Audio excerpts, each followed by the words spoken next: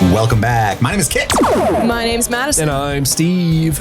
And this is Streaming Things on NPR. Today, we are covering Mean Girls from 2004, directed by Mark Waters, starring Rachel McAdams and Lindsey Lohan.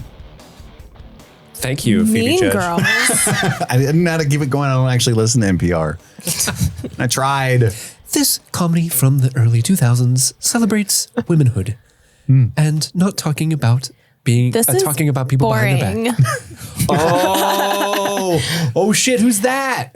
Brittany's here, and she's here to say that that's boring. So you guys need to step it up. Oh, it's Brittany, bitch. Kid, are you okay with Brittany guest hosting on this this coverage of Mean Girls? I don't have a choice. No, you number don't. one.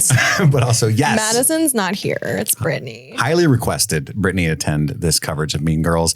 Yes. I was worried for a second, or excited, that it was just going to be two bros talking about the struggles of being a teenage girl. Yeah, I was kind of blindsided by the Mean Girls, but I'm able to be here, so I'm happy to be here. Yeah, I texted Madison last night. Like, you're staying for Mean Girls, right? And she was like, "What?" And I was like, "Oh no, did we not plan this right?" It was just me and Steve. I've seen the movie enough, so I was able to I to figured. raw dog it, as it were. as it were. Like the girl with the hot dog. Exactly. And you're also the only one of us. It was just one time. You're also the only one of us. I know. I came prepared. I thought you guys were going to pink out with me, but I guess not. And what's funny about this shirt is it has like nearly naked women on it. It does. But surprisingly, it's the only pink thing I own. So this movie was requested by one of our lovely patrons. If you'd like to request a movie, you can go to patreon.com/streamingthings and subscribe at a certain tier, and you'll have the ability to force us to watch your favorite movie, or maybe just a movie that you think it'd be funny if you made us watch it. I think that's sometimes happening. That does happen. Yeah. That happens sometimes, yeah.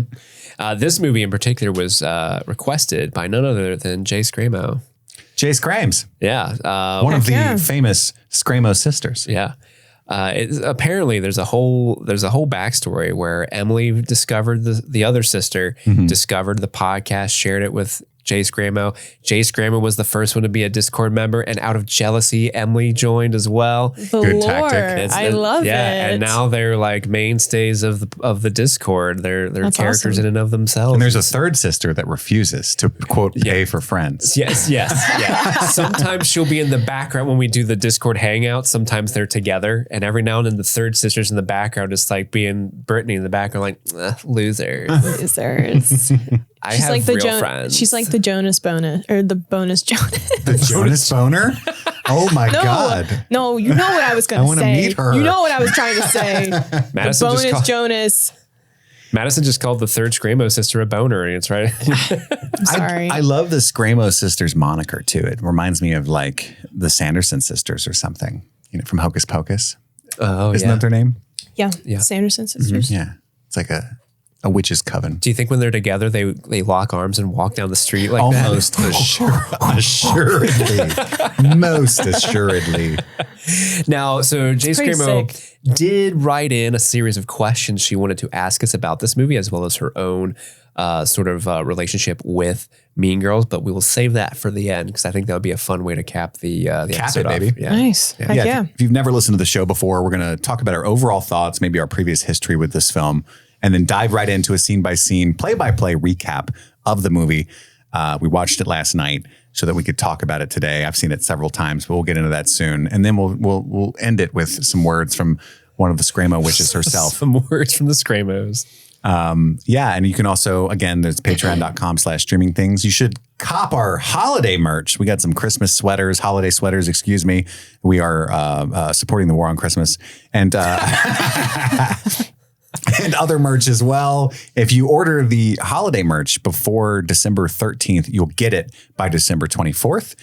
So that's important to note. You can also email the show at any time at streamingthingspod@gmail.com. Go to streamingthingspod.com to find all our other stuff and other episodes. Follow us on social media. Just fucking Google Streaming Things. You'll find it. Just fucking do it. Just Google Every it. phone's got Google. By the way, sometimes. when people were sharing their Spotify Wrapped, one of my favorite jokes, I forget who did it, but it said top 1% of all Streaming Things listeners. And the person said Bernie Sanders would be pissed. And I was like, what a good joke. I don't listen to enough podcasts to be considered part of the 1%. I just won't do it. I get right up to the cost and I say, no. The American people do not want this. Oh, shit. I'm going back to Rogan. Oh, so He's a good. huge Joe Rogan fan, that Bernie. So anyway, Madison / Brittany. And for those of you who don't know, Brittany is Madison's Mean Girl alter ego. Yeah. What do you think about Mean Girls from 2004? What's your history with this film? Take it away. I can't remember when I watched this movie for the first time. I think it was on a lot. Like, I don't know if on cable TV, it was on like ABC Family or I don't know, but I had remembered always, like whenever it was on, I was like, oh yeah, Mean Girls. Like it's just always been a part of like my youth. It's a very nostalgic movie for me. And then as I got older, became like in my teens, I do remember having a slumber party-esque event where we centered around watching Mean Girls. And then just through like out high school and into college, it was a very quotable movie amongst young women. And then I forget when the musical came out, but the musical kind of heightened the movie's popularity again. And I remember it was kind of resurfacing and it was on Netflix for a little bit and I watched it then. So it's just always been kind of a part of like one of those movies that I've always known the plot to, always familiar with the cast. And so, yeah, but I like Mean Girls. I think it's a really cool interpretation of young women, young teenage women. And I really like the mirroring of like the wild because Katie comes from Africa. Her name looks like Katie, so sorry. I'm calling you Katie. But because she comes from Africa, that kind of plays into like this jungle element of how young teenage women like treat each other. And that's always kind of stuck out with me. And I think that's really cool. But yeah, I think Mean Girls is a very iconic movie. It maybe hasn't aged the best. When I was watching it, I was like, oh, there's some things in there that maybe I don't think they would be included in now. Only one for sure. You think just one? I mean, I'm pretty inappropriate still as well, but sure. I know for sure there's one. But There's a couple. Because I think there's a couple in there. I can't remember at the top of my head. But this just popped in my head. I was wondering like, what was the demographic, like the audience for this movie? Because I remember watching this when I was really little. And I think I didn't really understand a lot of the adult humor because there is a lot of adult humor, obviously. So, but I mean, I watched it when I was really little and I still liked it when I was younger. So I think they were shooting for high school age. Sure. Like Steve, it's Teve. Hello. My Irish friend Teve. It's me, Teve. Steven said, I think off air that they had a rated R rating and they had to cut a couple things out. Yeah, that's right. And this is one of those like SNL movies, like it's like Walk Hard or something like that. It's a Lorne Michaels production. The early aughts, like best of SNL minds behind this movie. Yeah. Like Tina Fey, Amy Poehler, and Tim Meadows. I can never remember Tim Meadows' name, but I love him so much. Yeah. But what I think is crazy too, I'm trying to think of other like teen movies because I feel like teen movies in the early 2000s were big. Like you had, is American Pie set in high school? Yes. Yeah. And so you had like movies like that, but this one I feel like sticks out a little more. I don't know how to explain it because those are like kind of throwaway comedies. Raunchy, dirty. Yeah. This one has a little bit more like oomph to it. There's a little bit of raunchiness to it, but you're right. There's a little bit more of a more highbrow. I mean, there's a elevated style of comedy to this other than like, dick joke fucking a pie. Yeah. And I think that goes to, the writing of Rosalind Wiseman and Tina Fey being behind that. Tina Fey specifically is like a comedy writing hero of mine. I love her to death. Yeah, I think there's just a light years difference in the amount of societal commentary being employed here, whereas in many ways something like the raunch comedies of the early aughts is in many ways the opposite of what Mean Girls is, right? Mm-hmm. Mean Girls, by the way, is just an interesting tidbit to me as ancillary to something else I've been doing this weekend. The Writers Guild of America voted on the 101 best screenplays of the 21st century. in 2021, of December of 2021. So Mean Girls was actually number 34. Wow. And this was voted on again by the writers themselves. And there's a little blurb here that says, while working on Saturday Night Live's, working as SNL's head writer, Tina Fey read Rosalind Wiseman's Queen Bees and Wannabes, a nonfiction examination of aggressive behavior among teen girls, and pitched SNL producer Lorne Michaels on the movie. So that's what happened. So she just, I think Rosalind Wiseman was credited as a writer just because of that book. This is Tina Fey's brainchild. And yeah, it's just a great fucking script. It's a powerful movie, and it's funny as hell as well. Mm-hmm. But yeah, I think I'm not obviously a teen girl, but I can see the meaning in it. Shocker. You have all the facets of a teen girl. Mm-hmm, mm-hmm. It's true. Always on social media. Mm-hmm.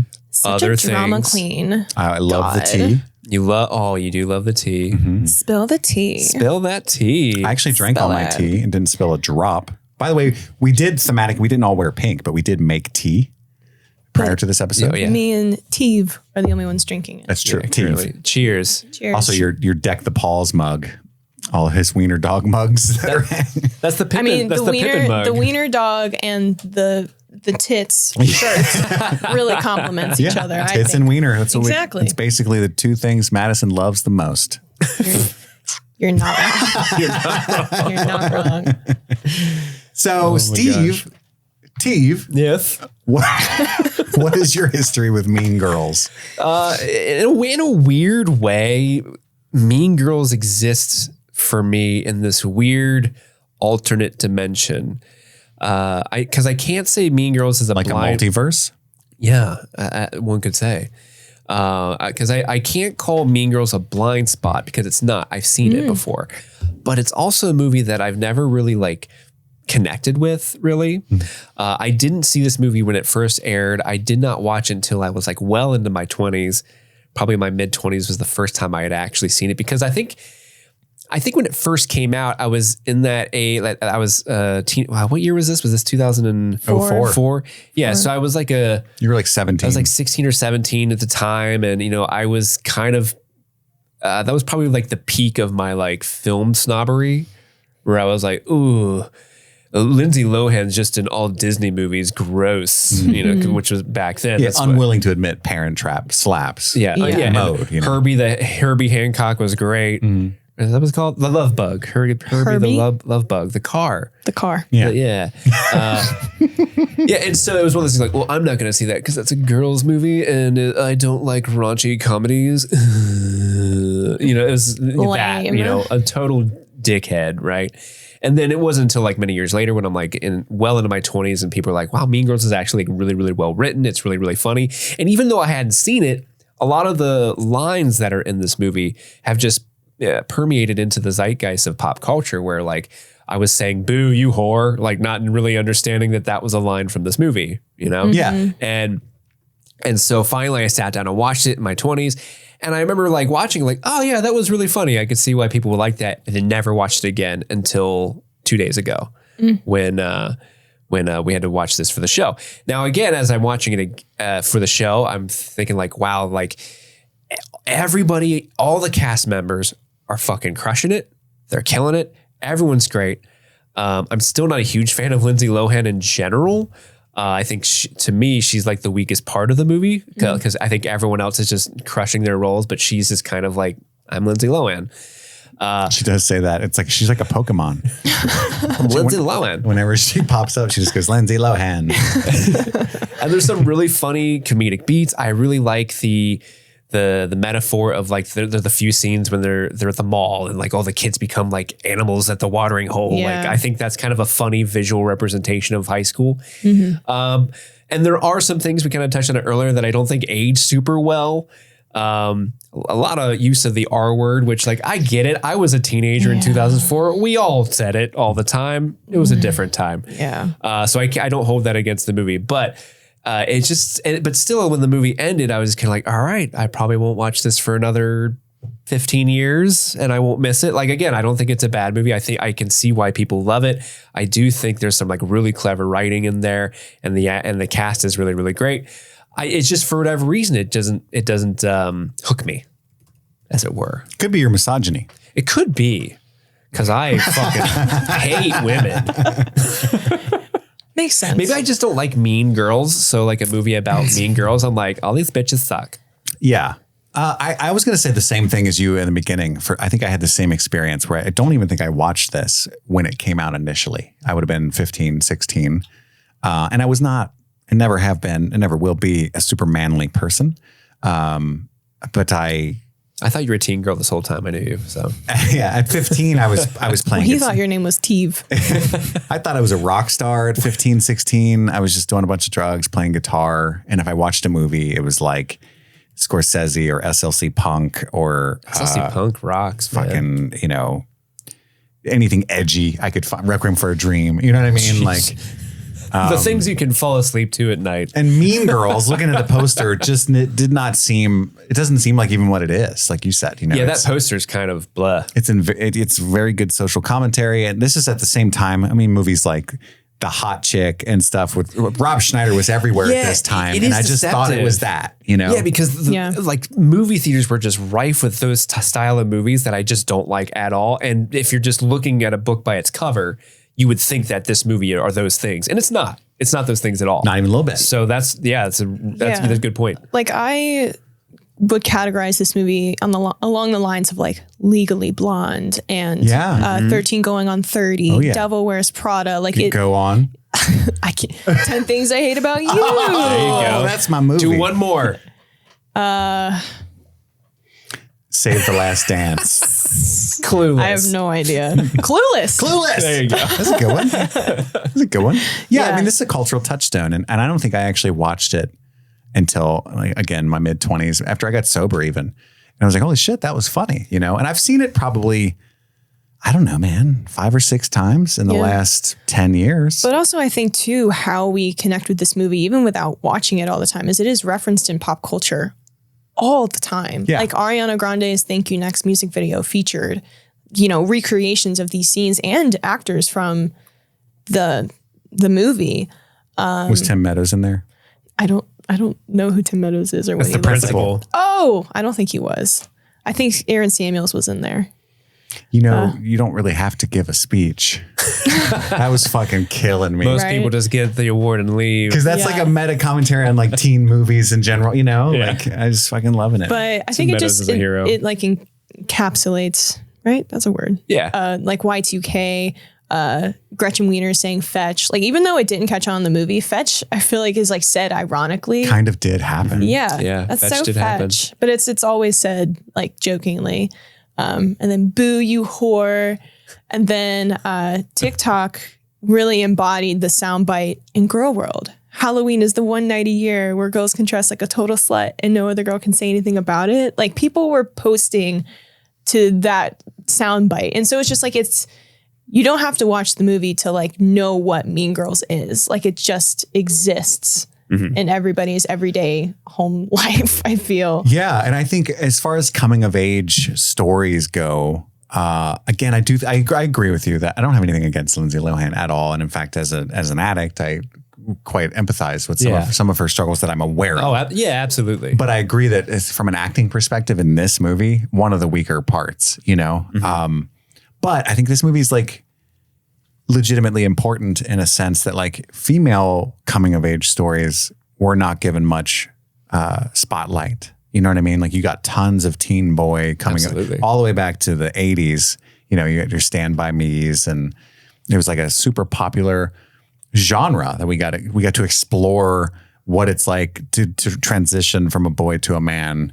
We watched Sandlot recently, right? Like over and over and over and over. And then you got like, Are You There, God? It's Me, Margaret, the book, and then nothing until Mean Girls. You know what I mean? Yeah. Except for all of these stylized, homogenized versions that are causing the things that Mean Girls is talking about in popular media for young women. Yeah. Disney princesses and all the Disney shows. And anyway, I just think, again, I can't speak to that personally. Glad Madison is here, but that's what I think about while watching this. I try to put myself in the headspace of being like 15 and female in 2004 and feeling seen, right? Like, oh, wow. My 6-year-old self thought so. That's right. That's right. So let's dive into it. We got a lot to talk about. Let's go scene by scene. It starts off with Katie's first day at school because she has spent her entire life relatively in Africa being homeschooled because both her parents are like zoologists or some sort of Something academic thingy, safari people. Very fucking cool. Yeah, I think her mom is it anthropologist when you study like people? Yeah.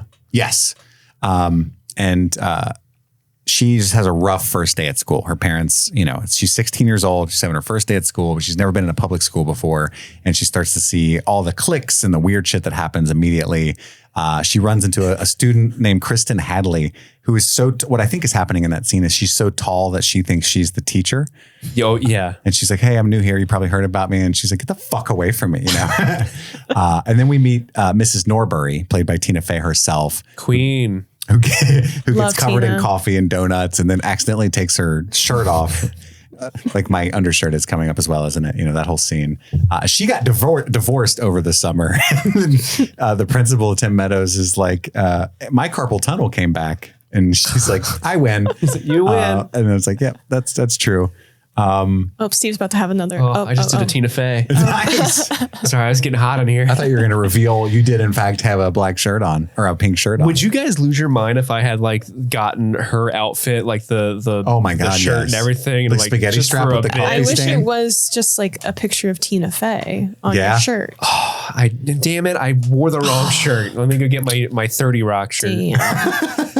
But they set up a couple things in this intro that I really, really thought is hilarious. I mean, you set up the Final Destination bit with the bus pretty early on because she's Yeah. by, and True. then the bus almost hits her right away. Well, she also says something. I forget what she's referencing to, but she's like, it hit me like a yellow school bus. And I was like, I actually had never heard that line before, but she's essentially foreshadowing at the end. Oh yeah.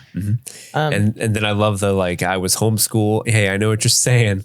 Homeschool kids are weird. Oh God, the hillbilly kids I invented the laser rifle to defeat the dinosaurs and homosexuals. and the homosexuals. Yeah. There's a few rapid fire great jokes. And ultimately it boils down to she's having a terrible first day of school.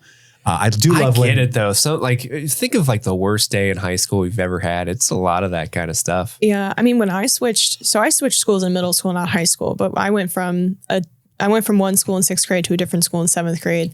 And it's intimidating as hell walking into a new school, not knowing anybody. I definitely went home and cried because I just didn't know anybody and everybody like had friends already. Like it's really sad. Yeah, kids are mean. Yeah. I feel like I cried like on my first day of high school too. Like, because and it wasn't going from like a new school to like it wasn't going to a different district. It was just I went to junior high. Now I'm in high school. I don't know where anything is, and there's people who are taller than me and smell now making fun of me. Like, I didn't know what to do. It's very intimidating. So kudos to you, Katie. For sure. But For also, sure. I forget when she mentions what period she's in, but she said period 8. And I'm like, How many periods they got in this period school? 8? We had 7 max. We had 5 periods. we had 7. Period. We had, because we also did trimesters at my school, not semesters. Oh, weird. Yeah. Weird. So maybe that's why we had 5. Plus, she said she has health Tuesday and Thursday. It's like I didn't have any Tuesday, Thursday classes. That's college That's shit. college. Oh, yeah. Because then she skips and Well, goes with Janice and Damien. this is an advanced high school. Who That's knows? true. She's very smart, so she's It's a in math Illinois. whiz. It's in Illinois. Yeah. Illinois. Illinois. And I love Make some Illinois. there's a lot of great commentary about how we treat kids in general in this country, and not just girls, because there's this whole bit where she doesn't know anything about like the stupid school rules, right? Like, Yeah. American school culture. like, oh, you can't wear this. You have to sit in your assigned seat. She's so confused because it's like fascism, legitimately. You can't go to the bathroom. You need a lavatory I pass. love that because it's so, she's like, oh, give me a pass then. Nice try. And she's just like, what? I have this shit. And it comes back later with her dad at the end when he's like, oh, you're, what's it called? Grounded. And that's what made me remember this first scene, because it's like, he hasn't had to do that with her because the way we parent and the way we treat kids is like they're completely unable to make their own decisions, which I don't mean that they should be allowed to make huge life decisions. I'm just saying that like we don't involve them in the process of enrolling them in the idea of. You restrict their freedoms a lot. Yeah. And so they don't learn how to make those decisions or how to like cope or process consequences or anything. Cause you're just not, anyway, I'm not going to go on a parenting lesson here, but I do think it's really important and really ahead of its time in that sense to mock that kind of stuff. And then she ends up, there's a couple like, I think, I don't know. I think the jokes might still work. It just depends. It's not for me to say. Like there's the line where Mrs. Norbury says, we've got a new student with us today from Africa. And then she looks at the black girl and she's like, I'm from Michigan. Welcome. Yeah. I don't know how, like, that doesn't even make any sense because presumably that girl would have like been there for years. Like, hello. Like, I'm a student here. Right. But that joke works, I think. But then it's really weird in the next scene in the lunchroom when they have Katie go up to the table of black students and go, Jumbo. It's like, how fucking stupid are you? Yeah. Yeah. I actually wrote that. I wrote a note because I honestly didn't understand what that was supposed to imply until you just explained it. I was like, what the fuck is Jumbo? I would assume that's like Afrikaans for hello or something. And she was just an idiot. Yeah. So she ends up eating in the bathroom. Ew. Right? It's disgusting. You don't eat. There's poop particles everywhere. Not at a public also school. like there's definitely an empty table in that cafeteria. Or like a stairwell or like. Yeah, the mathletes were hungry for you to sit at their table. All right, let's be honest. Kevin's my Kevin guy. G he would have licked that bathroom clean for you if you asked him to. He would have let you sit on his lap, I'm sure. Okay. Well, maybe that's why she went to the bathroom. Don't know Probably. Kevin at all. Kevin only dates women of color.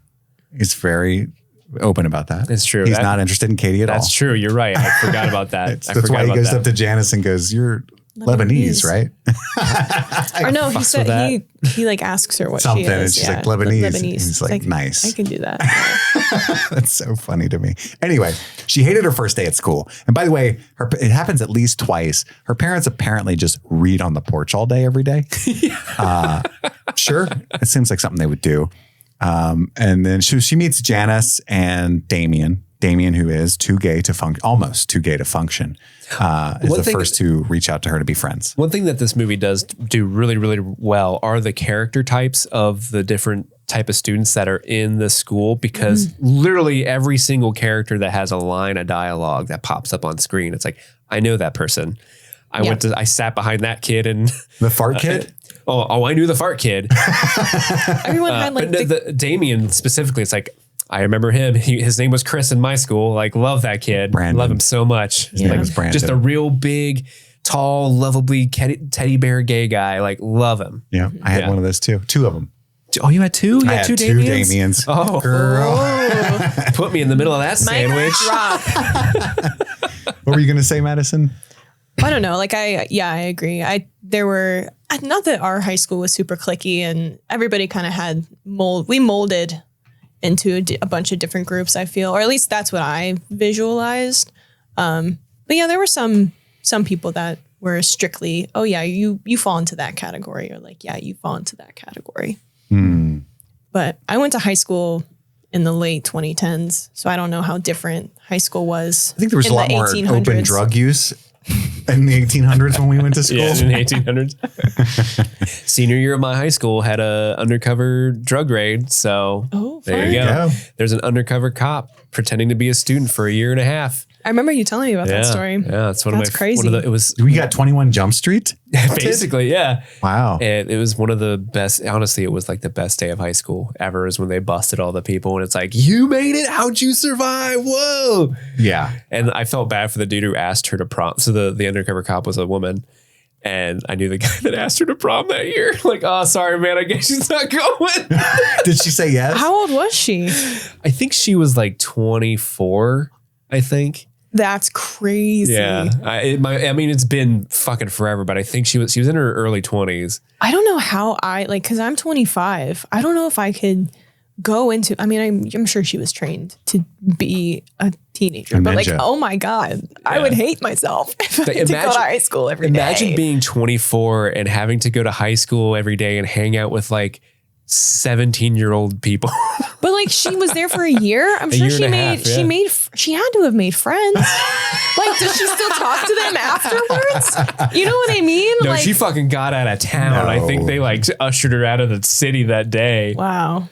Yeah, she's gone. Wow. Not even on Facebook. I had another thought and I can't think of what it was. Anyway, we'll come back to it, I'm sure. So she skips class, to hang out with Janice and Damien outside.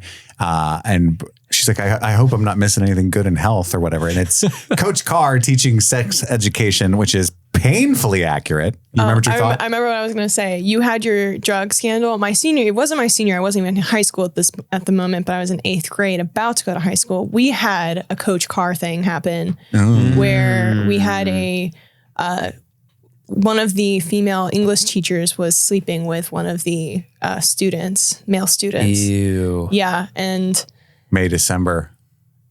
Yeah. The movie that just came out. Yeah. And they ended up getting married and having children. May, December. Yeah, there you go. And obviously the teacher got released from her job. She wasn't working there anymore. And the young man graduated and they remained together and had children. Wow. But they ended up getting their own episode of, what's it called? Oh man, I can't think it, but they got their own Naked and Afraid? No.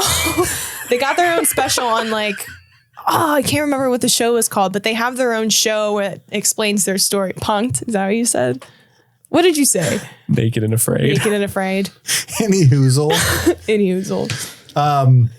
Yeah, so Coach Carr, he's teaching sex ed in a painfully accurate way. That's how pretty much we got it. Like, here's some deodorant, here's some condoms. Don't have sex. That's it. If you have sex, you'll get pregnant and die. Also, don't have sex standing up. When he goes to spell chlamydia, KLA, it's just funny. And then she gets the breakdown on the clicks, right? But first, we meet the Plastics, which is Amanda Seyfried is Karen Smith, who's just dumb, is her personality trait. Gretchen Wieners, her father invented the toaster strudel. So What she's a weird flex. a powerful family around town. And then Regina George, which is like Satan incarnate. She runs the school. She's always the spring fling queen, blah, blah, blah, blah. By the way, when they say ROTC, they say, Janice says ROTC.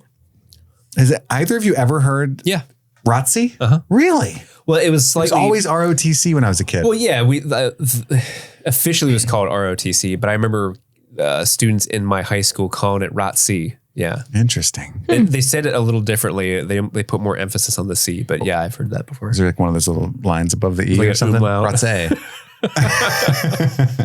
Okay. So then I want to pull up the lunch map, which I have done. Ooh. I also have it pulled up. I want to know Send me that so I can throw it in the edit. Somebody in the Discord wanted us to figure out where we would sit at lunch. So let me walk you through this, guys. Okay. Okay. We've got the different things, the Plastics, Okay. the sexually active band geeks, Knew them. the cool Asians, the unfriendly black hotties, the girls who eat their feelings, the girls who don't eat anything, the greatest people you will ever meet, which is them. Yeah. They're basically art nerds. Damien and Lizzie Kaplan. Yeah. JV jocks, preps, varsity jocks, ROTC guys, JV cheerleaders, desperate wannabes, burnouts, and Asian nerds. What table are you sitting at, Madison? Oh, I'm first. See, this is maybe varsity jocks. Oh, you're going full varsity? You're not even JV? You was good. I was varsity pretty early in my high school career. Not to flex or anything. Yeah. I guess jocks, because that's kind of who all my friends were. We weren't like jock behavior people. Sure. But right. That's what they Yeah. all say. But I guess jocks, because I don't I really was just see doing myself. my job, Madison says. Yeah, I was just playing my part. I was just following orders. That's right. Or the wannabes. Is that one of them? There is one. It's desperate wannabes. Or that one? Okay. Yeah. Steve, where are you sitting, buddy? I would be sitting at girls who eat their feelings. Okay. Yeah. There you go. No, I was probably more of a Sexually active band geeks. No, it was not because I wasn't sexually active. Or a band geek. Or a band geek. The you would have been really the band geeks intimidated unwelcome me. at that table. You would have been at the cheerleader table. But I was the type of person who had friends in every single category. I was like this weird social chameleon that could I fit love anywhere that. I went. It makes so much sense. But I sat with like a group of friends that didn't really we didn't belong to really any cliques. We were just kind of like the miscellaneous, like all of us could kind of talk with everybody, but we didn't like we weren't in the cliques. That's kind of how my friends were. Yeah. But But if I were to sit with anyone today, it would be girls who eat their feelings for sure. I think I probably would have been, and I know for a fact because I remember the burnouts. there you go. Yeah, just high as shit, drinking cough syrup at 2 in the afternoon, Munching and on stuff. some hot dogs. Which is, I had the same experience where I had friends from multiple different, not close friends, but like people would talk to me, dap me up, if you will, Tap you up. because everybody likes drugs. It's just, it's a matter of how much, you know. Sure. So Well, the I also feel like, not to cut you off, sorry, but like the quote unquote burnouts are very non-problematic people. exactly, They're just chill. Everybody, like if you wanted weed or a fake ID or alcohol, Wanted to do something illegal. yeah, anybody wanted to like mildly fuck their life up temporarily, they would come see us, right? So it was just like everybody's like, hey, we're not offending anybody. We're just really high. But my life was weird too because for a lot of reasons, but I also really enjoyed reading. And so I was really good at school, which was not super common amongst my like band, musician and burnout friends. So I had like a 4.4 GPA. You had your mathlete friends. Yeah. And I don't even know how that happened, but I was also like covered in ripped jeans and flannel and Chuck Taylors and like Sharpie coloring my pen. I was So just also, about to ask you if you did the Sharpie coloring thing. Sharpie color my nails. But then also the teachers liked me. You know what I mean? So I Yeah. had this weird like, hey, you're in AP English next year. I love you. Are you going to compete for us again? And I'm like, what? It's just like a weird existence. What? So yeah, I think that's where we'd sit. I promised them we would do that game. That's where we would sit. Yeah. So there's the burnouts, all that stuff. And Katie does not know where to sit. She's wandering around. Nobody's welcoming her. And then, what's his name? Jacob? He comes up to ask. Jason comes to ask, is your muffin buttered? You want me to butter your muffin for her? We're taking a poll. He's doing a new student survey. Yeah. He's what's sexual innuendo. She's not picking it up. And then Regina saves her. And has her sit with the plastics. And this is where we get introduced to the word fetch, which Gretchen is desperately trying to make happen. And she gets invited to have lunch there daily. We want you to eat with us every day. And then afterwards, she meets with Janice, who's like, you have to do it because she hates Regina. We don't know why. She always cuts Damien off as to what happened. But she wants to spy on Regina. I laugh so hard. There's like at one point, because they're having a conversation in the women's bathroom and Damien's there, obviously. And this other girl's like, what are you doing here? You can't be in here. You can't be in here. He's like, oh my God, Danny DeVito. And just like chases I love your work. I love your work and chases her away. It's great. Again, another quotable line from Madison that movie. was saying something earlier, serious, and I chuckled, and she looked at me, and that's because I was thinking about the Danny DeVito scene. I swear to God, out of nowhere. What was I saying? I don't. No, it wasn't like you were like weeping or anything. It was just like you were making a point that was Okay. in my head. And in your head, you're just like, Danny DeVito. You said something that made me remember I'm glad it. that's what, my thoughts make you think. Yeah, I'm just zoning Danny out, thinking DeVito. about Danny DeVito. Yeah. And so I thought it works for me, but it is interesting how the movie tries to sell you on the fact that like Katie and Janice are really tight so quickly, because in reality, she met her like that morning and she knows Regina equally well that she knows Janice, and this whole like spy on her for me is kind of like a bitch. Who are you? But it works in the movie. It's just something I was thinking about. Yeah. She immediately gets a crush, much like with Mfume when she was a kid, on Aaron. Poor Mfume. The Mfume one thing was kind of funny. He's like, leave me alone. Ew.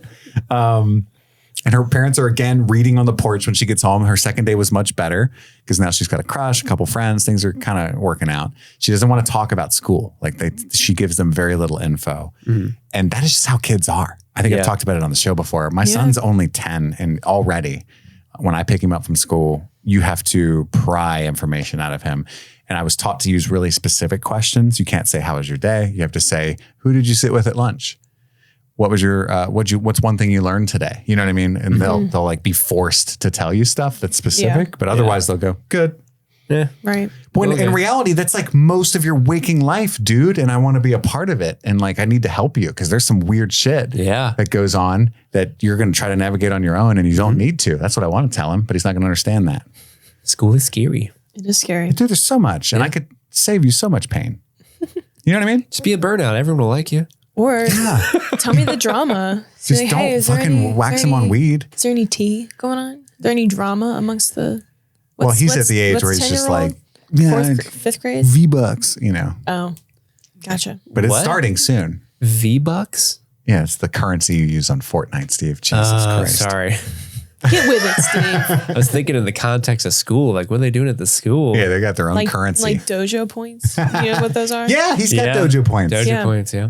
Not, Brother had not to be those. confused with Doja points, which is what I get in my Doja Cat fan club. You've been throwing ass on these dojo points. That's right. Every time Chris shares a video of Doja Cat. Ding, ding, 2 points. So yeah, she's not telling her parents any of the tea. And then we talk about the rules of girl world, and she's starting to realize, as somebody who's never been a part of it before, that there's all kinds of strange rules to navigating this new society. You want to do a ponytail once a week? Yeah. Get to wear pink on Mondays? Wednesdays. What are some of the other rules? Are there other ones? You can only wear sweatpants or like jogger leggings on Fridays. And then there was something else. It was like you can't wear a certain type of shirt one day or something like that. A vest? That comes up later when Regina's like, those aren't real. We're just messing around. And then Karen's like, it was real when I couldn't sit here because I wore the vest. So it's don't wear a tank top 2 days in a row. You can only wear your hair in a ponytail once a week. You can So only I guess wear that's today. You can only wear jeans or track pants on Friday. You can't buy a skirt without asking your friends first if it looks good on you. It says that there's more. Hold on. Oh my God, there's so many. Girl world is crazy. You may think you are like someone, but you could be wrong. Ex-boyfriends are just off limits to friends. On Wednesdays, we wear pink. Be effortlessly plastic. Yeah, because she tells her, are you liking anybody right now? And she says, Aaron Samuels. Oh, no, that's Regina's ex. You don't like him. And she's like, I don't. You can't like him. No. Don't worry. It'll be our little secret. And then we get introduced to Kevin Napor, my dude, who tries to get her to join the math. You can't like be mad at his confidence. No. You know what I mean? You're talking about mathlete Kevin. You got to admire it. The guy knows who he is and he's not ashamed. Yeah, he's the kind of person that confuses men into thinking they can say certain things to women because they just don't have the same energy and it doesn't work. Right. You know?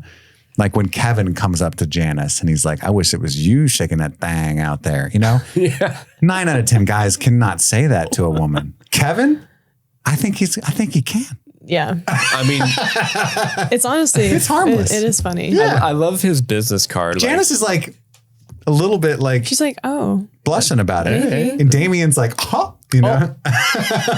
Oh. And he's got a fucking business card. His business card, math enthusiast / badass. Yeah. Yeah. Got both roles on there. I got 2 companies. He tries to get her to join the mathletes. He wants jackets this year. Yeah. You know why? Because we have a girl, our budget's higher and we can get jackets this year. Which again, Tina Fey acknowledging the place in academia that women hold, which is not a respected one, you know, because even in the actual mathlete competition, they're like, choose the girl. And the other team's like, we also choose the girl because that's their like secret weapon is to like, that's obviously the one that's least good at math. You use the girl.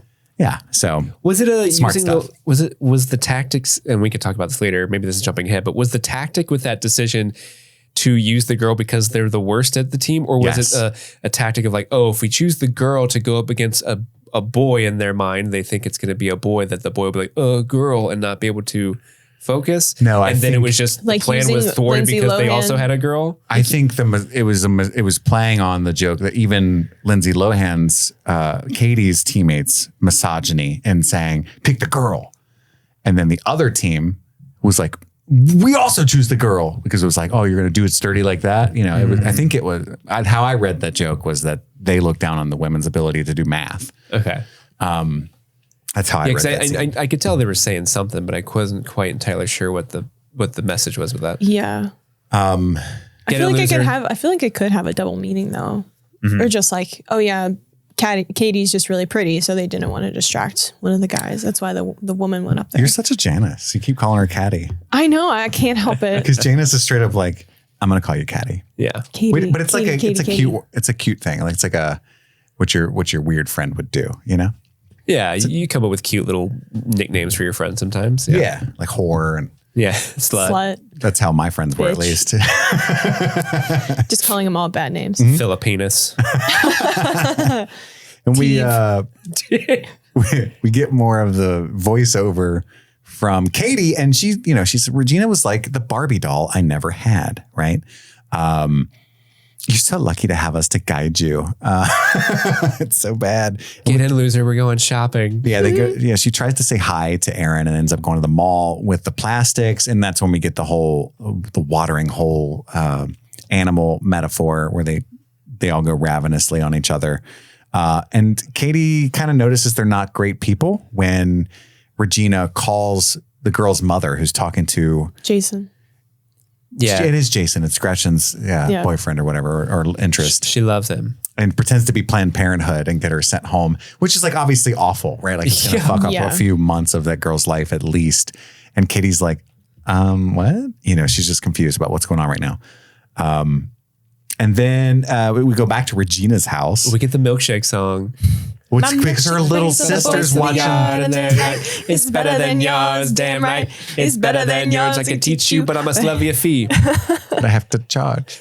I must levy a fee. Did you ever see the ye old English version of that song? No, but I can imagine hilarious. Just from that line. Hark. The whole through line of Regina's little sister being raised by the television on how to be a woman is genius. It's never really even like fully commented on. It's just in the background and it's genius. Yeah. Cause she's just back there watching those music videos and like Girls Gone Wild and shit. Yeah. And nobody's paying attention to her at all. What's her name? Kylie. And then we meet her mom and her boob job and who's Leslie fucking Nope. Yeah. Before she ran for office. She's great. Amy Poehler's so good in this role. So good. And I'm such a huge Parks and Rec fan that it just makes me so happy. I love you girls. You keep me young. Get out of here. Go fix your hair. She's like, Mom, go fix your hair. You keep me young. Her boobs are hard as rocks. And everybody had the nipples are just like ping. The dog's chewing on them and she doesn't even notice. So funny. But everybody had a parent like that, a friend with a parent like that, where you could like drink I'm not like a regular mom. I'm a cool mom. Like they would give you, like that was my parents. They weren't clueless like that, but they did the whole, we'd rather you guys drink here since you're going to do it anyway. Mm-hmm. That's why I had friends in high school, was just because I'd get a bag of roaches from my dad and my mom would buy us beer and we'd sit downstairs and watch Family Guy and listen to the Beatles and get fucked up at 6 o'clock, But yeah, so her mom's like, is there alcohol in these? Oh no, what kind of mom do you think I am? But do you need some though? Because I'd rather you do it here. Like I lost it when she said that because it was like, oh no. Mm-hmm. But except my parents didn't have any money. So it was just like a shitty house. And there was no margaritas or anything. Mm. It was just like Jack and it was just like rum and Coke. Yeah. Well, liquor. And Big K Cola. Yeah. Big K Cola. Hell yeah. Sailor Jerry rum. That's what it was actually. And so what else happens there? They all start to judge each other's bodies. And there's this cool line where Katie is like, I thought it was just skinny and fat, but there's apparently a lot of ways you can hate yourself. And then they start going through all these tiny things they don't like about their bodies. I forget what Katie says. She says, I have really bad breath in the morning. And then Regina goes, ew. Yeah. And then she gets the drinks. Then they show her the burn book. The burn book. And Janice wants her to steal it. And then they see Mrs. Norwood because they're like, Janice like works in the mall. Mm-hmm. And they see, by the way, so Madison, malls were this thing where we would. Thank you. Thank you. Oh, are those like basically empty big buildings that have one store open in them? Yeah. It's it's always like a Hot Topic. Okay. And then a Bath and Body Works. Mm-hmm. Oh, nice. And the last Macy's. And there's like a food court where some of them are boxed up. Yeah, there's like the a last Macy's. Auntie Anne's Pretzels or whatever. And there's one the Chinese place. restaurant. Yeah, there's an Annie Ann's, the Chinese place, and then the cookie place. Yes. Every mall has one. But there's always like a thriving Victoria's Secret there too. Oh yeah, it takes up like 3 storefronts. With pink yes. as part of the store. Yeah. Well, I have like 6 of those pants. That was the shit. It's weird to say pink on the front. Mine say juicy. Juicy Couture. Yeah. So Janice, they're at the mall and they see Mrs. Norbury walk in. And I love that they say seeing teachers outside of schools like seeing a dog walk on its hind legs. Such a great line. Which it kind of is. It is. It's weird. It's like, it's weird, but it's also like exciting. even the teachers would feel weird. Yeah. Like I know my They favorite. probably feel more weird. My favorite teacher was like abhorred when I saw her outside. And like we were pretty close, but she was just like, absolutely not. I never saw any teachers outside of school in high school, but I have seen teachers outside of school as an adult. Like recently I've seen. Oh, like ran into your old teachers? Yes. And one of them specifically was at a bar, like kind of a dive bar environment where there's like this hard rock band playing and there's people moshing. And I just look over at the bar and I'm like, oh my God, that's my English teacher. They're playing the lone slot machine at the end of the bar. Yeah. For only the saddest bar attendees. Yeah. It's just, it's weird. Did you buy them a drink? No, but I should have. You should have. They don't even have the money for that. You're right. Helped. You're right. I should have given to the cause. It's Kentucky, Madison. Think of the budget. Think of the teachers. Would someone think of the teachers? And then Regina calls her on the phone about Aaron Samuels, and she survives her first 3-way calling attack, where she basically tries to get her to talk shit about Gretchen. Like, aren't you mad at her for telling me about that? No, not really. I mean, I guess it was bitchy or whatever, but it's not a big deal. So she survives it. She doesn't fall prey to that. Madison, Steve even. Did you know this was a thing? Are 3-way, do people call each other with someone else on the line trying to get, and not tell you and try to get you to talk shit? Like this would be, oh man, I'd be so upset. This happened to me once. What? This did happen to me once. Let me get the burn book. I was not the one like discussing.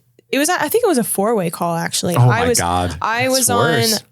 it was, oh my God. I think it was 8th grade, maybe. We're probably too old. 3-way calling was like invented during our adolescence. But I think I remember This is brand new technology. I remember I did it on my iPhone. Or not my iPhone, my iPod. Like my iPod Touch. Like I had the ability to call, or I don't know. Like a Wi-Fi call? Yeah, something like that. And I was just on the call. And then my friend that I was talking to had invited these other 2 girls. And I guess one of them. You were the one they didn't tell was on there? I was just a bystander. I wasn't even a part of like the actual drama, but I had heard what the other girl had said. I can't fucking remember. It just same dialogue of like she said something about her and like whatever, they were just talking shit about her. But like there was like a full argument on the phone. Like, why were you saying that? And I just was like, holy shit. I don't think I hung out with those girls again, but it was just very weird. And I had truly never, I guess that's probably like the only really mean girls thing that I've encountered, but it was just very odd because it was also kind of like my first time ever doing a 4-way call like that. So for it to be that is the first experience. Pre-Zoom. Yeah. But no, I can't even imagine if this was like a common thing in high school for girls to like, I don't know. I never experienced it other than that one time, but it's a devious thing to do. And I bet it did happen. Tina Fey didn't just make this up, right? Yeah. As far as I know, it never happened to me. No one called you. They could have hung up and then talked shit about me and I never would have been in the wiser. Yeah, but more accurately, no one called me. Steve was watching Star Trek and his phone would ring. It'd be like one of those. I did have a weird thing happen. Like a lemur that doesn't know what's going on. What? That's a disturbance. I did have this weird thing happen in 7th grade. So in 7th grade, there was this girl in my homeroom class, and she was like, let's be boyfriend, girlfriend. And me being a very immature seventh grader who didn't really understand what that concept was like, all right, sure. And then like we didn't hang out or anything ever outside of school, or like even at school, we didn't hang out that much. And like months after the fact, I'm at home and we get a phone call. My mom's like, hey Steve, you got a call on the phone from somebody. I'm like, oh, okay, who's this? And it's this dude who I don't know. he's like, hey man, are you Steve? And I'm like, yes. He's like, well, I can't remember her name. Amy says that she doesn't want to be your boyfriend anymore. You guys are breaking up. And I'm like, who? Because like it wasn't a relationship at all. Oh and like I had honestly forgotten that was even a thing. And I was just like, oh, okay. And it was just very weird. And was that like her new boyfriend that called you? I don't fucking know, man. I didn't really hang out with this girl. He was like, I'll take care of this, babe. I got it. Don't worry. I'll break his heart for you. He hung up and they're like, now we can hold hands. Guilt free. We can hold pinkies. Yeah. Only. I remember hanging up the phone and I was, I'm in 7th grade, but I hung up the phone. I guess I was standing there just staring at the phone like, what happened? And my mom's like, is everything okay? And I'm like, I got dumped, I guess. And she's like, did you have a girlfriend? I'm like, apparently. Such a weird thing. Well, in 7th grade, you're like 12, right? Yeah. Yeah, 12, 13. Yeah. I mean, I was watching like South Park, Bigger, Longer, Uncut, at 12. Oh, I was probably watching that too. Yeah, you knew what was up. I was just socially immature. Like I didn't know anything. Like I had zero interest in dating until I was like 16. Like if like I remember being 15, being like, Steve, you want to go out? Be like, why? And do what? Why? What are you talking about? It's like Barbie or Ken like prompting Barbie like, can I stay over tonight? Yeah. Yeah. Why? This is my house. Because we're boyfriend, girlfriend. And then when he walks away, he's like, yes. Yeah. Even though he got dumped. Yeah, I had a similar like late blooming kind of thing. I mean, I had my first kiss was with my buddy Jordan. Nice. Yeah. He was like, you haven't kissed anybody? Well, let's do it. And we were in front of a church. I love that. And we were like, I remember we were mixing fireworks together into a 2-liter, like all of the powder. What a romantic gesture. We were taking all the powder out of fireworks. And I'm going to try that next time Erica's over. and making bombs, basically. Basically. And then all 5 of us dudes were out there and they were like, oh, Chris has never kissed anybody. He's like, I'll kiss you right now, bro. And I was like, that's a good friend. I know. He's looking out for you. So that was my first kiss. I like to hope that there was a dude in the church looking out the window like, no.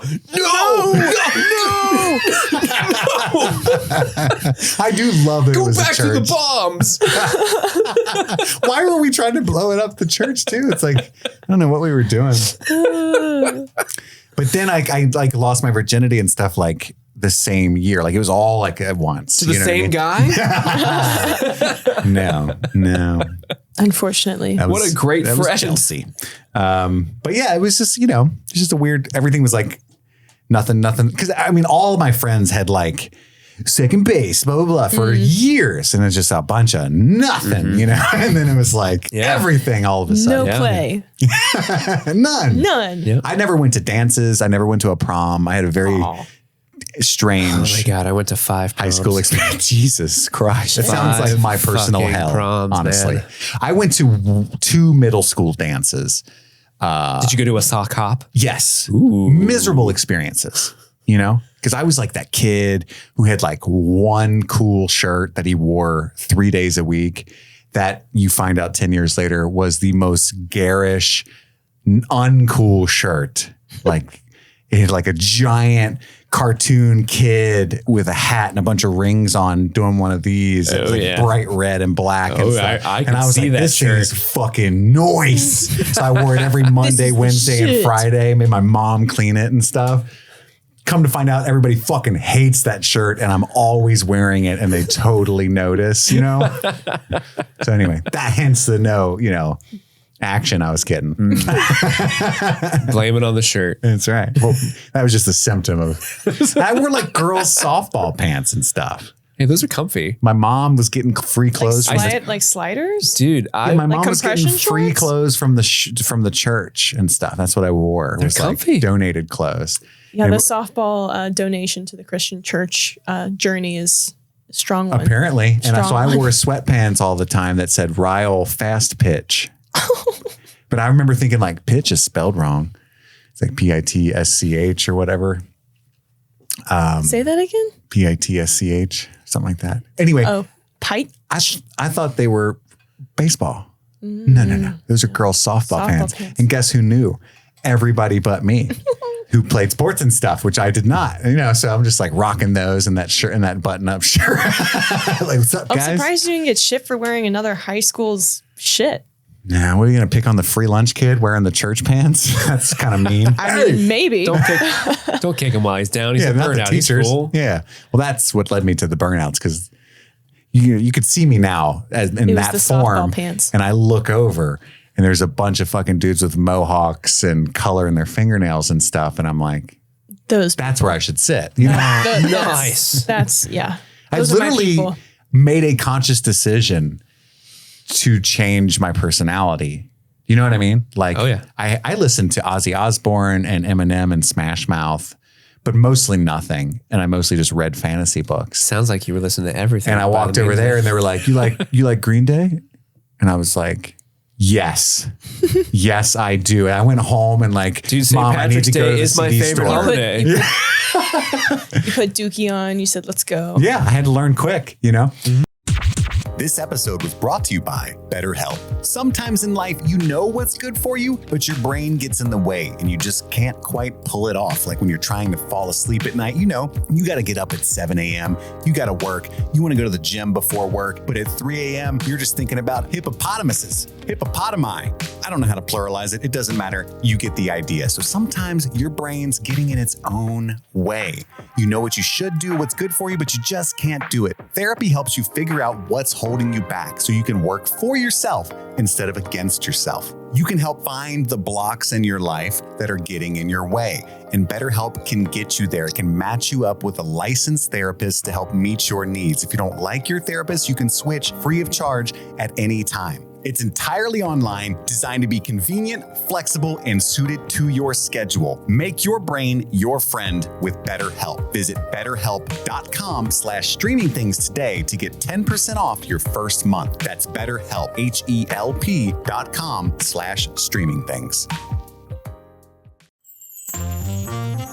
Gobble, gobble, stream fiends. It is the month of November, and thus comes Thanksgiving if you celebrate it here in the States. But it's a month where we want to take a step back and just really appreciate and be thankful for everything that we have here at Streaming Things. One of the many things that we are thankful for are our patrons at all tiers, but especially our super patrons, which we shout out each and every month here on the podcast. Let's get to it. We are thankful for you, Sydney B, Becky the Farmer, Kaylee Sampson, Stanton Valentino, Anthony Corona, Infamous, Brent Stradamus, it's a great name, Sunshine, Huckleberry Cauliflower, Optimus, Mike from New Hampshire, Brett X, Emily Scarano, Lil Tickler, Svento7, JScramo, AK Ashley Ray, Adam Busby, Wendy O'Laughlin, Jason Hawkins, Big But Horny got an upgrade, Conrad, Rabbit Dog and a Barbie Car, Jose Ruben Cruz Rodriguez, Charlie Friday, Alexis Adler, Emmy, Joe Velez, Valerie, John Collins, Amanda King, Trisha Bueller, Sun Loving Mortal, Suzanne Rode, Lauren Waller, Jadinklage Morgoon, Jen Robinson, Kalisha Reeves, Aaron Armstrong, Kevin Strother, Jeanette Murphy, Ashley Powers, Stephen V, Casey McCain, and Enza. And with that, let's get back to the show. Gobble, gobble. Any hoozle. It's when she talks a lot about Aaron Samuels in the next scene after the three-way calling attack. I spoke to him a total of 3 times, right? And this is where she's like, he asked me what day it was. It's October 2nd or whatever. October 3rd. We should make that a national holiday. She asks It for... is. People do post on that. Really? Good. Yeah. She asks for the wrong answers for him to help her in math, but she's much better than him at math. And then he invites her to a Halloween party. Gruel. Gruel. I was going to say cool, and then I decided to say great, and then it came out gruel. Honestly, gruel is a good thing to use in a sentence when you're talking about a Halloween party. Sure. Yeah. Gruel. And she lies to the mathletes, and then she finds out about Girl World Halloween, where she's In Girl World. actually trying to get a scary costume together. And it's the one day of the year where you can dress like a slut and nobody cares or whatever, right? Halloween is the one night a year where a girl can dress like a total slut and no other girls can say anything about it. The really hardcore girls just wear lingerie and some kind of animal ears, which is totally true. Yeah, it's 100% true. Everyone at the party is just wearing like bunny and cat ears and lingerie. Yeah, Gretchen's like, Karen, what are you? And she's like, a mouse. Duh. Karen's my hero. And Regina's dead, weeping. That was a good little touch when it cut to him briefly. And then Karen kissing her cousin Seth. It's okay because we're first cousins. We're first cousins. What? You have We're your first cousins. You have your cousins, then you have your first cousins. And Gretchen's like, no, honey. no, babe. No, babe. And then later when it cuts back to them, she goes, Seth, and runs off screen. And it's like, yes, she doesn't care. She's killing it in that role. Oh, gosh. Amanda Seyfried's killing it. Didn't she not want to do this role? I forget. I think I saw something about that where she was hesitant to do this role. Probably. I mean, she was doing some pretty deep, dramatic stuff already. Was this at this before point. Jennifer's Body or after? I think it's after. I could be wrong. Okay. I think it's before. Is I think you are before? right. It's Actually, 2004. Jennifer's Body was 'Cause I probably, was working- 08? Was it 6? It's 09. Yeah. Oh, damn. Yeah, because I was going to say, I was working at the movie theater for Jennifer's Body. I remember that. Went out. Because then Anyway. you had all the dudes who were like, I'm here to see Jennifer's Body. A ticket for one. And they were misinformed with the type of movie that it was. Yep. Actually, a deep critique of you, sir. Have a good time. Yeah. And But then Katie shows up looking crazy. Like a zombie bride. Zombie bride. yeah, she's got the like fake teeth and shit. Like, oh no. Yeah. Yeah. And then- She has a lot of growing up to do. And at this point, Regina has told Katie, yeah, like I'll put in a good talk to Aaron word with for you. Yeah. And I there is a part of me that thinks Regina was initially going to do that. But then when Aaron, because I think her interpretation was Aaron wasn't interested at all. But then when she found out that Aaron was interested is when she started making up shit about her. Because I think Because she sees her as a threat. well, Regina, I think, wants to be the top, like, desirable woman at the high school. And when she's not, it's like, oh, well, actually, she is obsessed with you and, you know, does this weird thing, like weird voodoo thing to this lock of hair that she has. And That's when he's like, he's like, oh, it's kind of weird. yeah, because like, Didn't she say like she saved a Kleenex that you used? Oh, is yeah, gonna that's what it clone was. you Kleenex. and something Yeah. like that. well, and I think that's when she initially meets Katie, that's what's happening, right? It's she does think she's gorgeous. You know, I mean, she sees the red hair and she's like, oh my God, you're beautiful, right? And because of the way society is and her own insecurities, she doesn't take that to be like, oh my God, you're so beautiful. Let me help you. She's thinking, oh no, No, you're a threat. You're possibly gonna unseat me in the social hierarchy. So I have to do what I can early. And the best way to do that is actually to keep you close. So I know everything about what's going on in your life. So I won't be blindsided by it. So hence Mean Girls, right? Like that's all of your quote unquote friends are just like keeping their enemies closer type people is all that they're doing. And it is true that in my experience, kids in general suck, but like guys don't have to deal with that anywhere near as much. There's like not even like guys aren't thinking about taking other guys down. You know what I mean? But I mean, do men recognize, like, because I'm sure everybody's interpretation of who's attractive and who isn't is different, but do men just like universally, like a guy group, be like, oh yeah, of course so-and-so is like getting hit on because he's the most attractive guy here. Like, is that... I don't think so. I mean, I'm not the Really? one to ask as somebody who's frequent, like everyone who's ever met me has assumed immediately upon meeting me that I'm gay. So I must be extremely comfortable and effeminate. I thought you were a teen girl. But also like I've been able to do that. I don't think that's a topic of conversation amongst men though. Like until later in life with more maturity, can you say like, oh, he's a handsome guy, right? Like, but there is a lot of jealousy among I think boys. the only thing, Sure. the closest similarity I can think of with guys is like in terms of like sports teams and like places on a team and that kind of rivalry. I think there is like an orangutan territorialness to women though. Like when it came to, this is embarrassing, but I will tell this story just to make a point. I had a huge crush. I've talked about this girl probably an uncomfortable amount on this show, but it was a girl I had a huge crush on for my entire high school career. And at one point, and a lot of people did in our group because she was like a rocker chick. So it was like in my rocker crew. She's it was cool. like, yeah, she Cool was girl. awesome. Right. She knew a ton about music. She dressed like she wore the button ups with the tie that was loose, like Avril Lavigne style and shit. But she was pissed when Avril Lavigne came out because it's like it popularized her Her Her look. look. cool look, you know, and Yeah. like, oh, every poser bitch in the school's going to dress like that now. So I was talking to her at my buddy's house on the phone in his kitchen, and all three of us had varying degrees of crush on her, but like I was honestly unhinged about it. And I was talking to her, and then he came up because he wanted to go outside, but he was also like jealous that I was talking to her, probably, right? And he hung up the phone. And we full on beat the shit out of each other over that. Like that's what and I picture like the watering hole animals at the mall scene, because like I just like blacked out and tackled him, and then he like just choking me out and flipped around on the kitchen floor and shit, you know. And our other friend, who's like a bro, is like skateboarder guy, who's just like, He's like, what are y'all doing? no, he's just like eating chips, like, you know, you know what I mean? Like, get him. WWE Raw, so cool. That man had a family. Yeah. My God. Anyway, so I think there is a Ken degree of Laser with a steel chair. all of the male competitiveness is all about attention from women. And other than that, we don't really even care, I don't think. Whereas the girls are like just mad in principle about all kinds of stuff. Does that make sense? Well, Am I I making think- sense? I I'm think- trying to figure this out as I talk. I mean, I feel like I haven't necessarily, again, I feel like most of my friends are at least not vocal about it, or at least like making it seem like, oh, well, you're just being hit on because you look like that. Like that's not the language that we use with each other. I've heard drama of girls being like, well, that's why she got hit on, because she has big boobs, or she like, you know, this, that, whatever. And I think it's just truly, it boils down to the insecurity that you have of yourself, and you're just projecting that onto other people. Absolutely.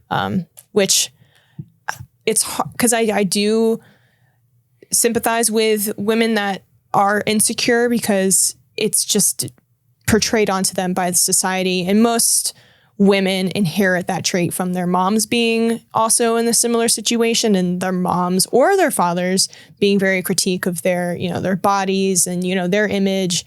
And so it just kind of trickles down, and it makes women, it like pins women against each other. And it really sucks, because women are great. And yeah.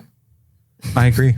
I agree. Women are great. A long tangent. Yeah. I think emotional intelligence involves wishing success and all of that for for other people. Man, ugh. Especially God. Aaron's little Justin Bieber looking ass. Men don't deserve it. Plays soccer. He does play football. I thought it was soccer. Football. You're right. What's wrong with playing soccer? Gagged her. Nothing. Did I use that right? So where are we at? Is it the party? Oh yeah, that's just when Regina betrays her, and Slut. yeah, and then we That bitch. get that like long Dutch angle at where the world turns upside down for Katie. This is the first time she's ever been betrayed, right? She's like, oh, I felt like puking. I don't know what's going on right now. I love, by the way, the little humor when she storms out of the house and scares the fuck out of the dude on the porch, and he like falls. It's because And then Janice and Damon are watching scary movies, and she like bursts open like right as the scary part, and they like throw the popcorn everywhere. This is when they make the plan to take down Regina by cutting off her resources. Sources of power. When she goes back to school, she gets a hug from Regina through Gretchen. She told me to give you a hug. She wanted you to have this. And Regina's with Aaron. She's trying to drop 3 pounds repeatedly throughout this entire movie. So she's drinking cranberry juice. And he points out it's cranberry juice cocktail. It's just sugar. Full of sugar. And they put foot cream on her face, but he loves the peppermint smell. They cut the nips out of her shirt, but she inadvertently starts a new fashion trend at the school. And then she denies talking to Janice as a friend when Regina comes up to her when they're giving out candy grams or whatever. That's what they were called at my school, the candy cane things. Yeah. She's just talking about crack. Damien's line, say crack again. But it's not even like a joke, like she's saying crack too many times. He just wanted her to say it again. I don't know. It's the way it's played is so funny. Say crack again. Crack. And then it's just done.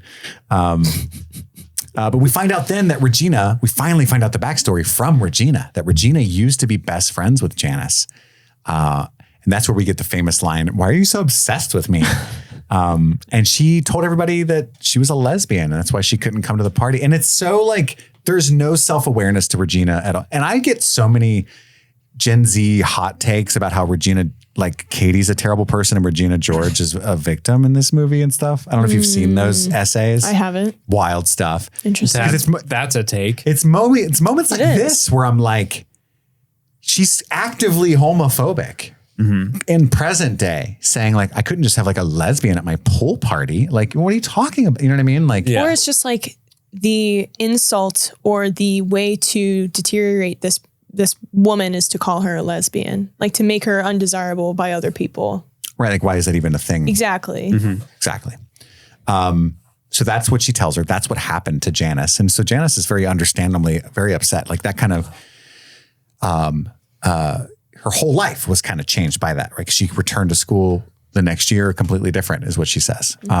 So then they get the candy cane plan, which I think Katie comes up with it by herself. There was one relief, and I liked this little callback where this random girl just walks by with a skirt, and Regina's like, "Oh my God, I love that skirt. Where'd you get it?" "Oh, that's the ugliest skirt I've ever seen in my life." And then she has that flashback because it's the same thing she did to her about her mom's bracelet. Yeah. In the beginning, like, and this is Katie fully realizing like The double Regina, meanings behind every interaction. Yeah, Regina has been lying this whole time.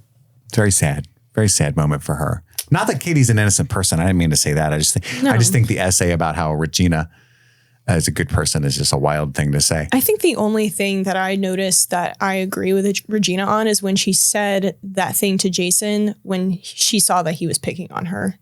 Like at the beginning, like buttering your mouth. Like I'm like, do you want to have sex with him? Exactly. Like, nope, solve that for you. That is probably the most like, okay, that's a girl thing to say. Yeah. But other than that, I have not. I don't think there's anything else that portrays Regina as. Yeah, I feel like by the end of the movie, there's like space for that character to grow into a better person, which she does, which I think she does through like getting into a different group of friends, getting a different activity to let her all her rage out and all that stuff. I think there's space for those characters to grow and become better human beings, but she's not a great human being at the beginning of the movie. No, and Katie only does what she does as a direct result of the things that Regina does on her. The whole point is that there's no villains here except for patriarchy, right? Right? The patriarchy, yeah. Right? It's not the horse one either. Yeah, it's true. Unfortunately, I kind of lost interest when I found out it wasn't about horses. But also, like, I just don't like hot take essay culture. Sometimes really annoys me, especially about certain properties where like the themes are very obvious. Sure. Yeah. But so they do the candy cane plan. They try to alienate Gretchen first, which is successful. She thinks Regina's mad at her. And so the secrets start spilling out. We go to the talent show. We start with Damien singing, I think, James Blunt from that one song that was insanely popular at the time, back when VH1 videos were still rolling out all the time. Don't look at me. That's what he says when he's like, I get that. But And then I'm not he going to cuts to Tina Fey and she just refuses to look like, okay. It's such a good little weird joke. And then we cut to Gretchen spilling secrets. I forget what the secrets are. Regina's parents aren't sleeping in the same bed anymore. That's one. She doesn't even like you that much. I'm the only person who knows she got a nose job. Yeah. She's sleeping with that guy in the. Oh, that's the big one. She's cheating on Aaron. She's cheating on Aaron, yeah. What's his name? The blonde one. Yeah, her actual boyfriend eventually. Yeah. I got his name written down 1,000 times. I just can't see it right now. Something Oman. Brian Oman or something. Anyway. Kevin G, the mathlete, that's when he hits on Janice. And then we get the famous KG and the Power of Three. That's right, baby. And then we get the Jingle Bell Rock segment, which is wild. That would never have been performed at our high school. But I love when she kicks the radio into Jason's face. And then I got to say, the Jingle Bell Rock thing, when it first starts off, all I could think of is this is painful to watch because there's nothing more painful than people poorly lip syncing and doing a dance. But then when the radio goes out and they actually start singing it, like, okay, this is a performance. All right. Yeah. This is fun. This isn't awkward Steve, at all. famous huge fan of karaoke, was just into that part. Get Shocker. in there and sing, baby. Get there and sing acapella, baby. Also, again, Tim Meadows is my hero because KG and the Power of Three are doing their rap, and then like it gets pretty vulgar, and the principal's just like, "Okay, Kevin," like that's such a principal thing. Okay, Kevin. So sick of this job, understandably so. I left the South Side for this. And then they get into a big fight. That's when Gretchen, because she makes Katie and Gretchen switch places. Like there's a couple little things where she's shitting on Gretchen at the time where Gretchen already thinks she's mad at her because of Katie's plotting. And so afterwards she screams at her like, stop trying to make fetch happen, right? It's never going to happen. And that's when Gretchen's like, oh, fuck this. And she goes I think we should totally off. stab Caesar, you guys. The Julius Caesar project thing where she's Brutus. And Brutus is a totally cool person too, probably. And I fucking do. It's so wonderful. And then she talks about what a fascist she really is. Like, I'm not allowed to wear hoop earrings because that's her thing. And I got this great gift and I had to pretend to my parents I didn't like them. This is when she talks about Aaron. And then she tells him Shane Oman. Shane Oman. She's cheating on Aaron. So they keep trying to get Aaron to organically catch Regina in the act. They inadvertently catch Coach Carr and Trang Pak. It looks like that thief's headed towards the second floor projecting room. Coach Carr? Oh yeah. Is this the joke that you don't think they could make nowadays? You mentioned I will not say the joke. By the way, just okay. Ooh, now I'm just even more curious Now as I to wanna what the know. joke is. and then they trick her into eating Caltine bars because they help the Swedish candy bars help people gain weight. I really want to lose 3 pounds. But she's starting to be sucked into being a real plastic. And Janice and Damien are starting to notice that. Like, she's just always talking about Regina. I love the scene where even the principal is talking about the rumors. Like, I hear she's dating Shane Oman again. And it's funny. She starts. I love looking at breaking the fourth wall and the characters like looking right at the camera. I think that's comedy gold for this movie. Yeah. Yeah. She starts flunking math on purpose, gets Aaron to tutor her, who's terrible at math, and then they end up kissing. And that's when she tells him She tells him point blank about Shane Oman because the word vomit. I can't contain it. And Regina's livid about this. How dare he? I gave everything to him. I was half a virgin when I met him. And then Karen's I love Karen's. let's What are just going to Taco Bell? I can't go to Taco Bell. Guys, I get Karen. All right. Yeah. I get her. Whenever life's we go to throwing Taco me a Bell? curveball, it's time to make a run for the border, y'all. Plus, it's time for that fourth meal. It's true that, and your breasts can also tell when it's raining. I have ESPN or something. It's true. Yeah, that's right. They get Gretchen. I can put my whole fist in my mouth. You guys want to see? You can't. I do want to see that's that. okay. I couldn't do that. My fist is big. They get Gretchen and Janice nominated for the spring fling, but Katie really is nominated. Oh, She was like, "Why did you do that as a joke?" Yeah. Damon's like, I didn't. No, I didn't. But they kind of don't like that she's actually pleased about that, right? Regina won't fit into her dress. Even the girl at the clothing shop is a bitch. She's like, we only carry sizes 1, 3, and 5. Try Sears. And then Regina's like, oh. Sears. I like how the store is called 135. Oh, is it really? I never noticed. yes. I didn't pick up on that. Yeah, the store is called 135, We only carry sizes 1, 3, and 5. which makes no fucking sense. I don't even know what that means. Yeah. Those are dress sizes. I know that. Oh, okay. I don't know. Is that small? Is that That's like what? That's really thin. Yeah. Okay. It's really thin. I know It's that. it's to fat shame. Honestly, women. the whole weight thing for women was so bad when I was in high school. It was like 0 was the size. Like that's what Christina Aguilera wore. Well, you and all had that like stuff, the low you know? cut. We had You the know, low cuts, the whale tails, the whale tails. Yeah, like being skinny and bony was the fashion. which is great for my tubby ass. Had a great school experience. Katie failing math at this point, and Miss Norbury is a pusher. Or she just kind of vents about how she pushed her husband away and stuff. But I'm going to keep pushing you. I'm a pusher. Which pisses Katie off. And she's like, I bet she sells drugs. That's why she's a pusher. Well, she's just joking, right? But that comes back later. She puts her in the burn book. And Put then, it in the book, girl. then she does a 3-way attack on Regina with Gretchen. And this time, Regina does fall for it. Surprise. It's a 4-way call as well. Well, Surprise. eventually they call Karen. Surprise. And they tell her about how she called Karen a slut too at some point. Yeah, this is where the I can't go out. I'm sick. Boo, you whore. You whore. But I love the funniest You part of go, this to Glen me Coco. is where Gretchen's like, yeah, but if somebody said something awful about you, you'd want me to tell you, right? And then there's a beat and Karen goes, no. And I was like, yes, same. Yeah. You know? I get Karen. I know, Karen you're is right. the heart of this movie. You're right, Steve. She's after my own heart. Yeah. No, I'd rather not. I really don't. I'd rather just go to Taco Bell. I'm You bitches sick. leave me alone. Me too. I'm sick. Is butter a carb? Yes.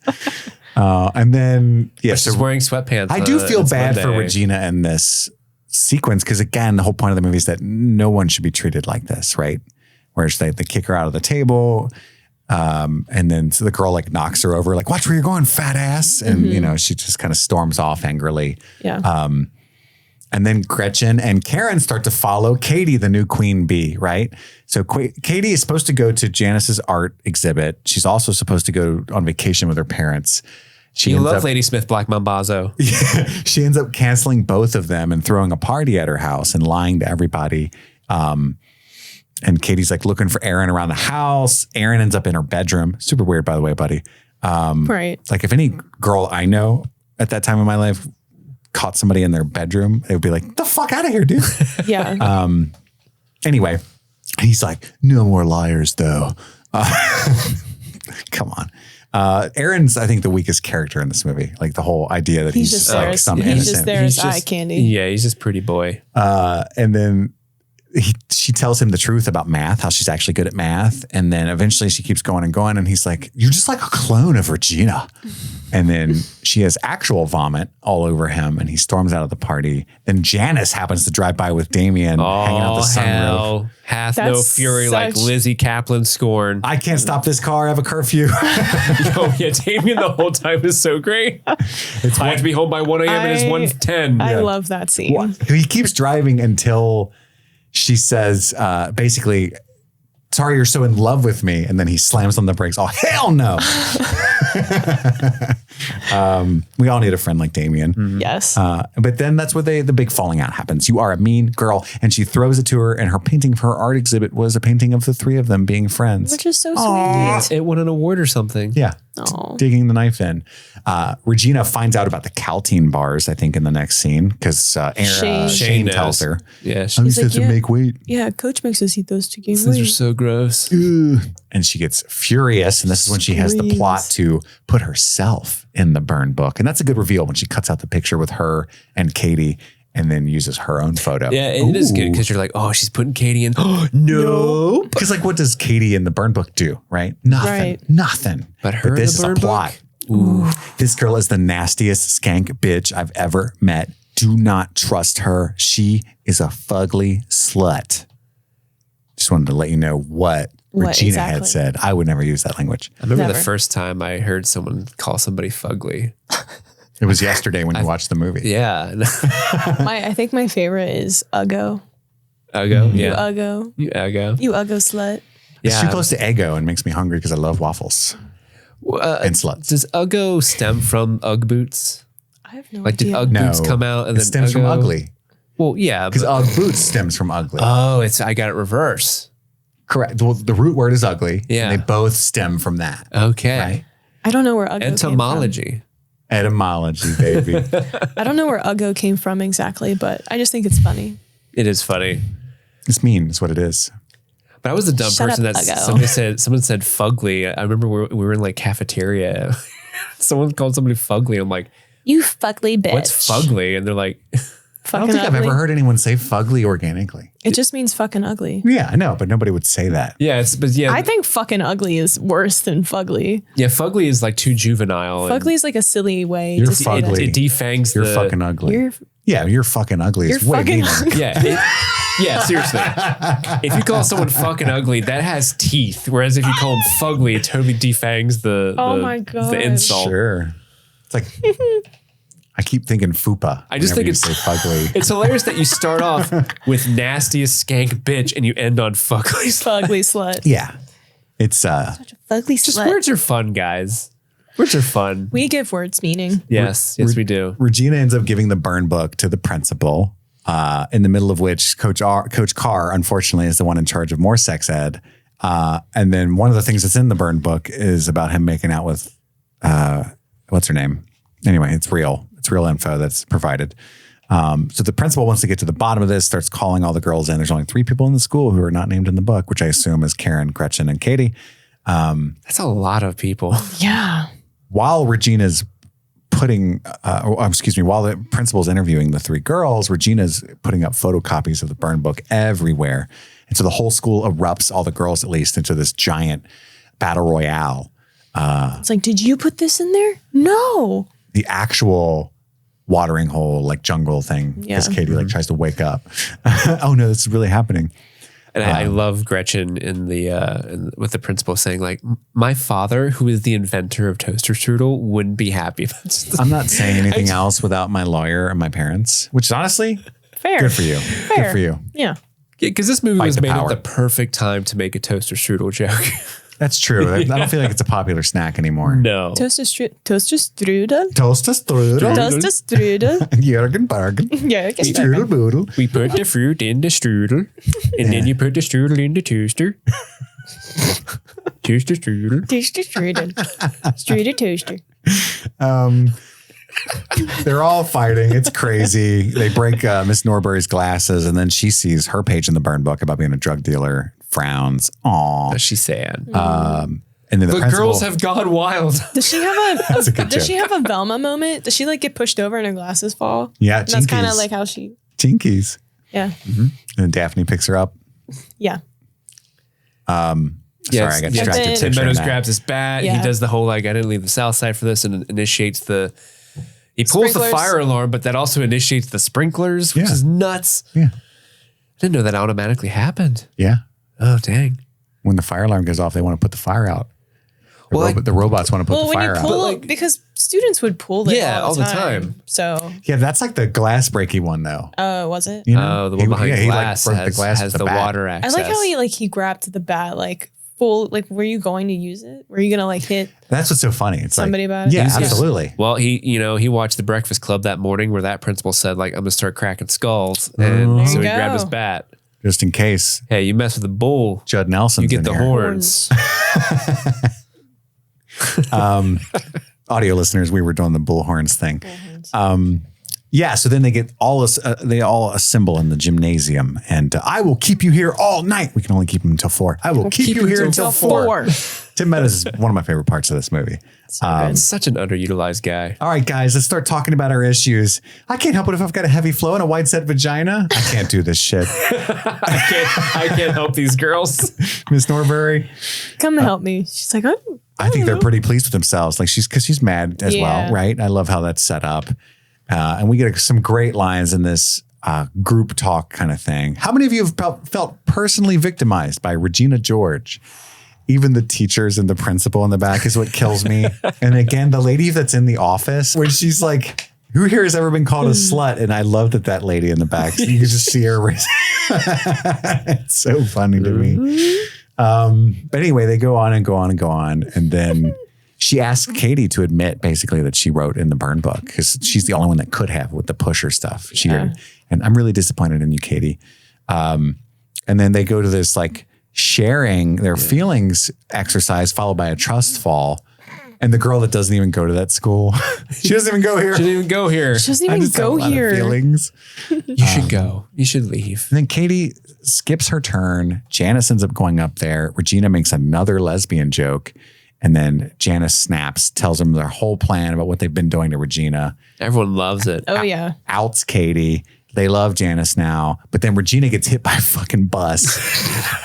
Suddenly and violently. It's crazy. No, did we talk about Gretchen falling and then only Katie or only Karen's there to Yeah, catch her? because Gretchen's like, sorry, you guys are like so jealous of me. And Yeah. that's her apology. Yeah.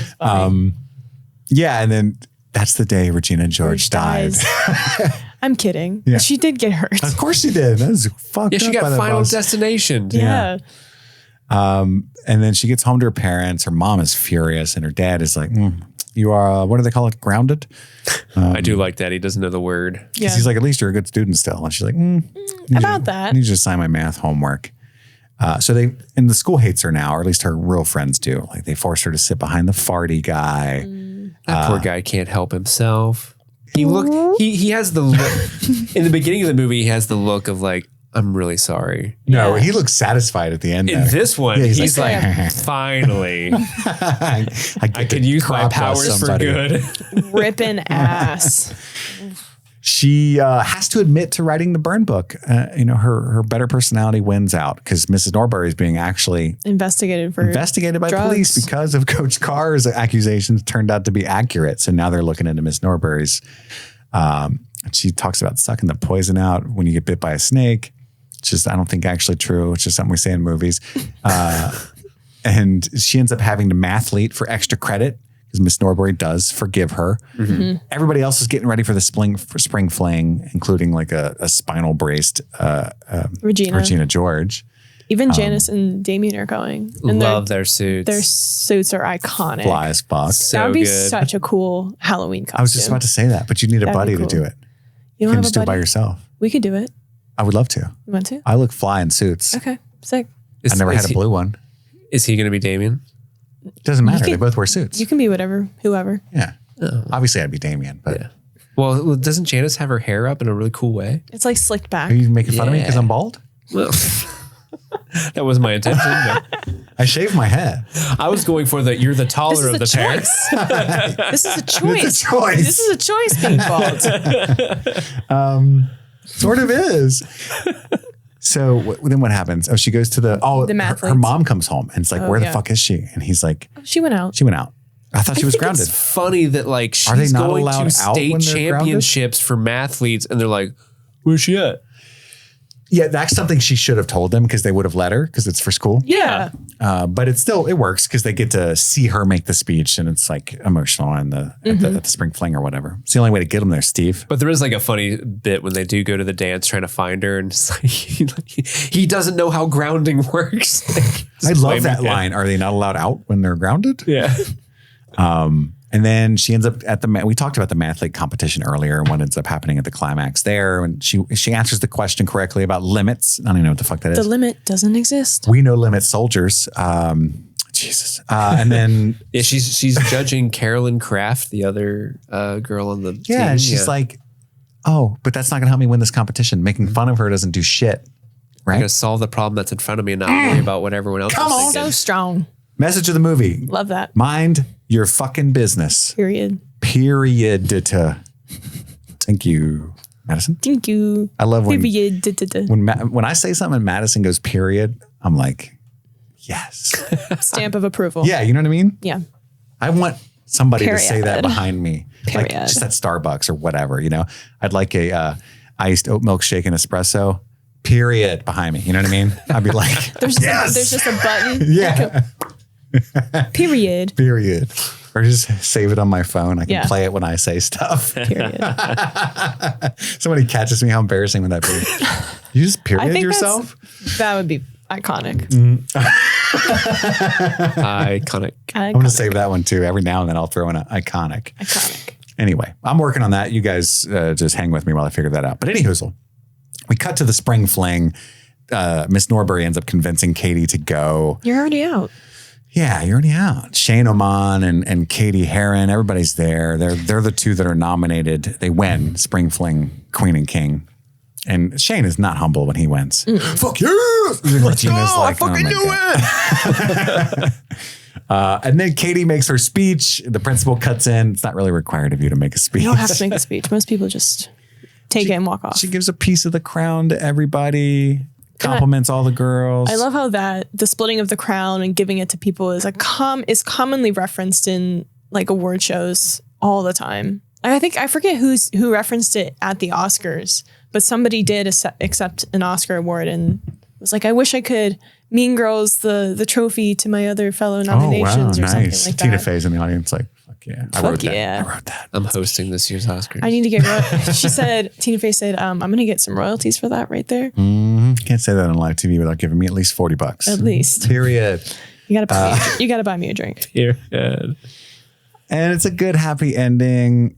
Everybody, we get an epilogue after, she talks with Aaron. They kiss. Gruel. Love it. They get the Walker Brothers Pancakes House certificate. Damien and Janice kiss and then go, ew. Ew. And then Kevin gets himself a woman of color. Sneaks in there. Lebanese. But then we get the epilogue where Regina becomes really good at lacrosse because she's violent and angry, and that's good for her. And the jock girls aren't afraid of her. That's right. And Karen gets into meteorology. Yeah. It's like pouring on her. She's like, there's a 30% chance it's raining. It's already raining. Mm-hmm. Which is also not how meteorology works, apparently. Did you know that? The 30%, the percentiles? So all of us pretty much collectively thought and think that means that there's a 30% chance it will rain today on Friday. But that's not what it means. apparently that means 30% of the area will 100% receive rain. Did you know this? Interesting. What is the area? Did you? Like wherever your area code is when you open the weather app. Oh, okay.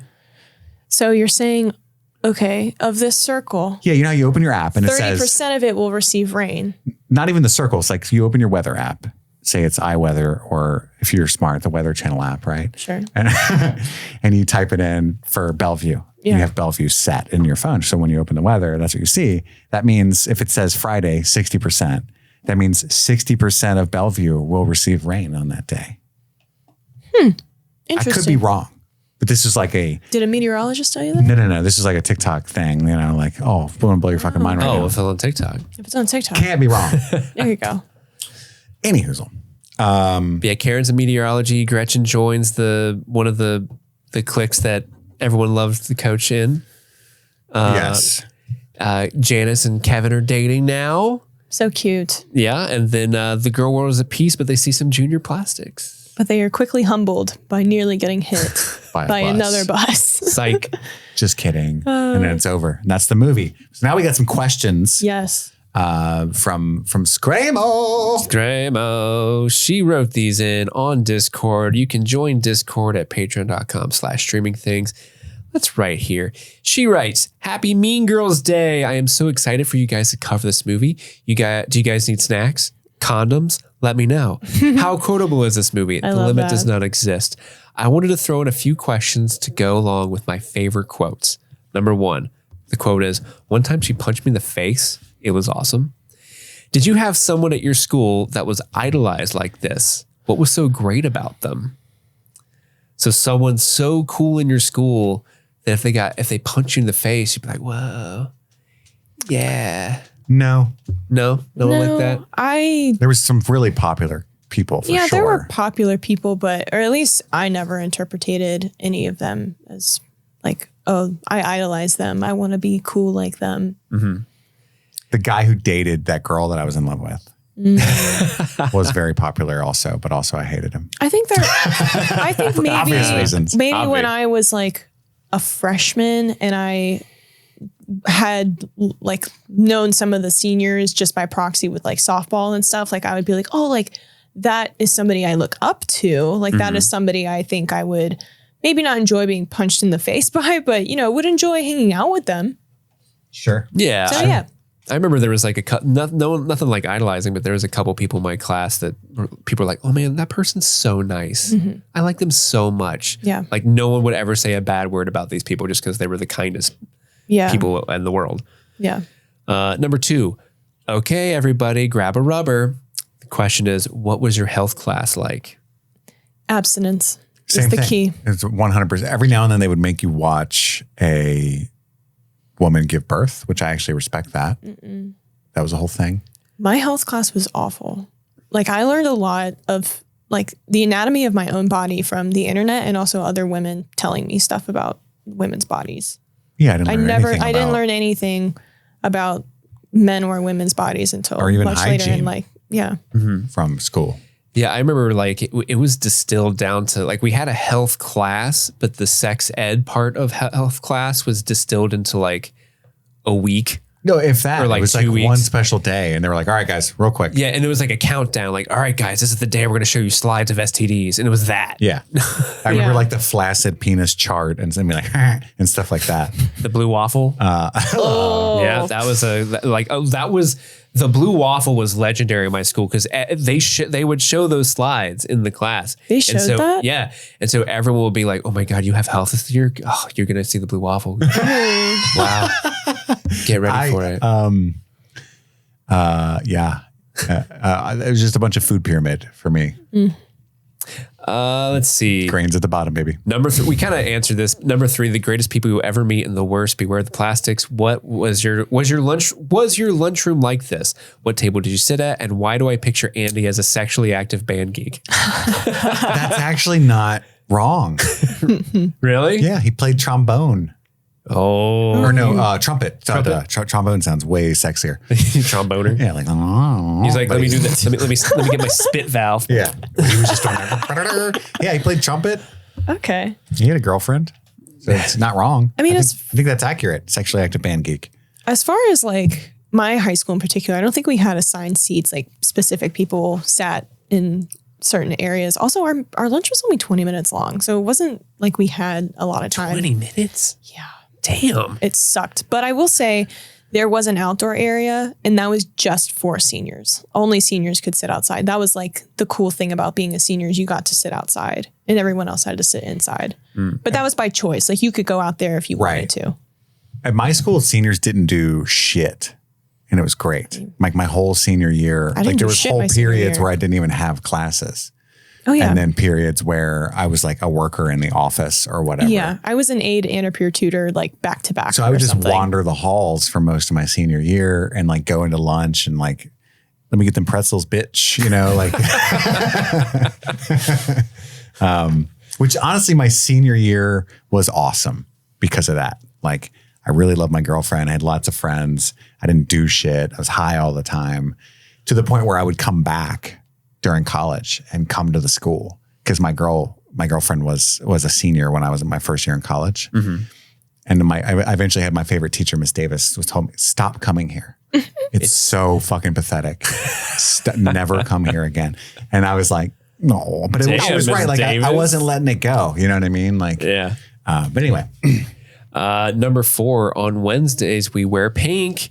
Did you ever have a club, sport, friend group with rules?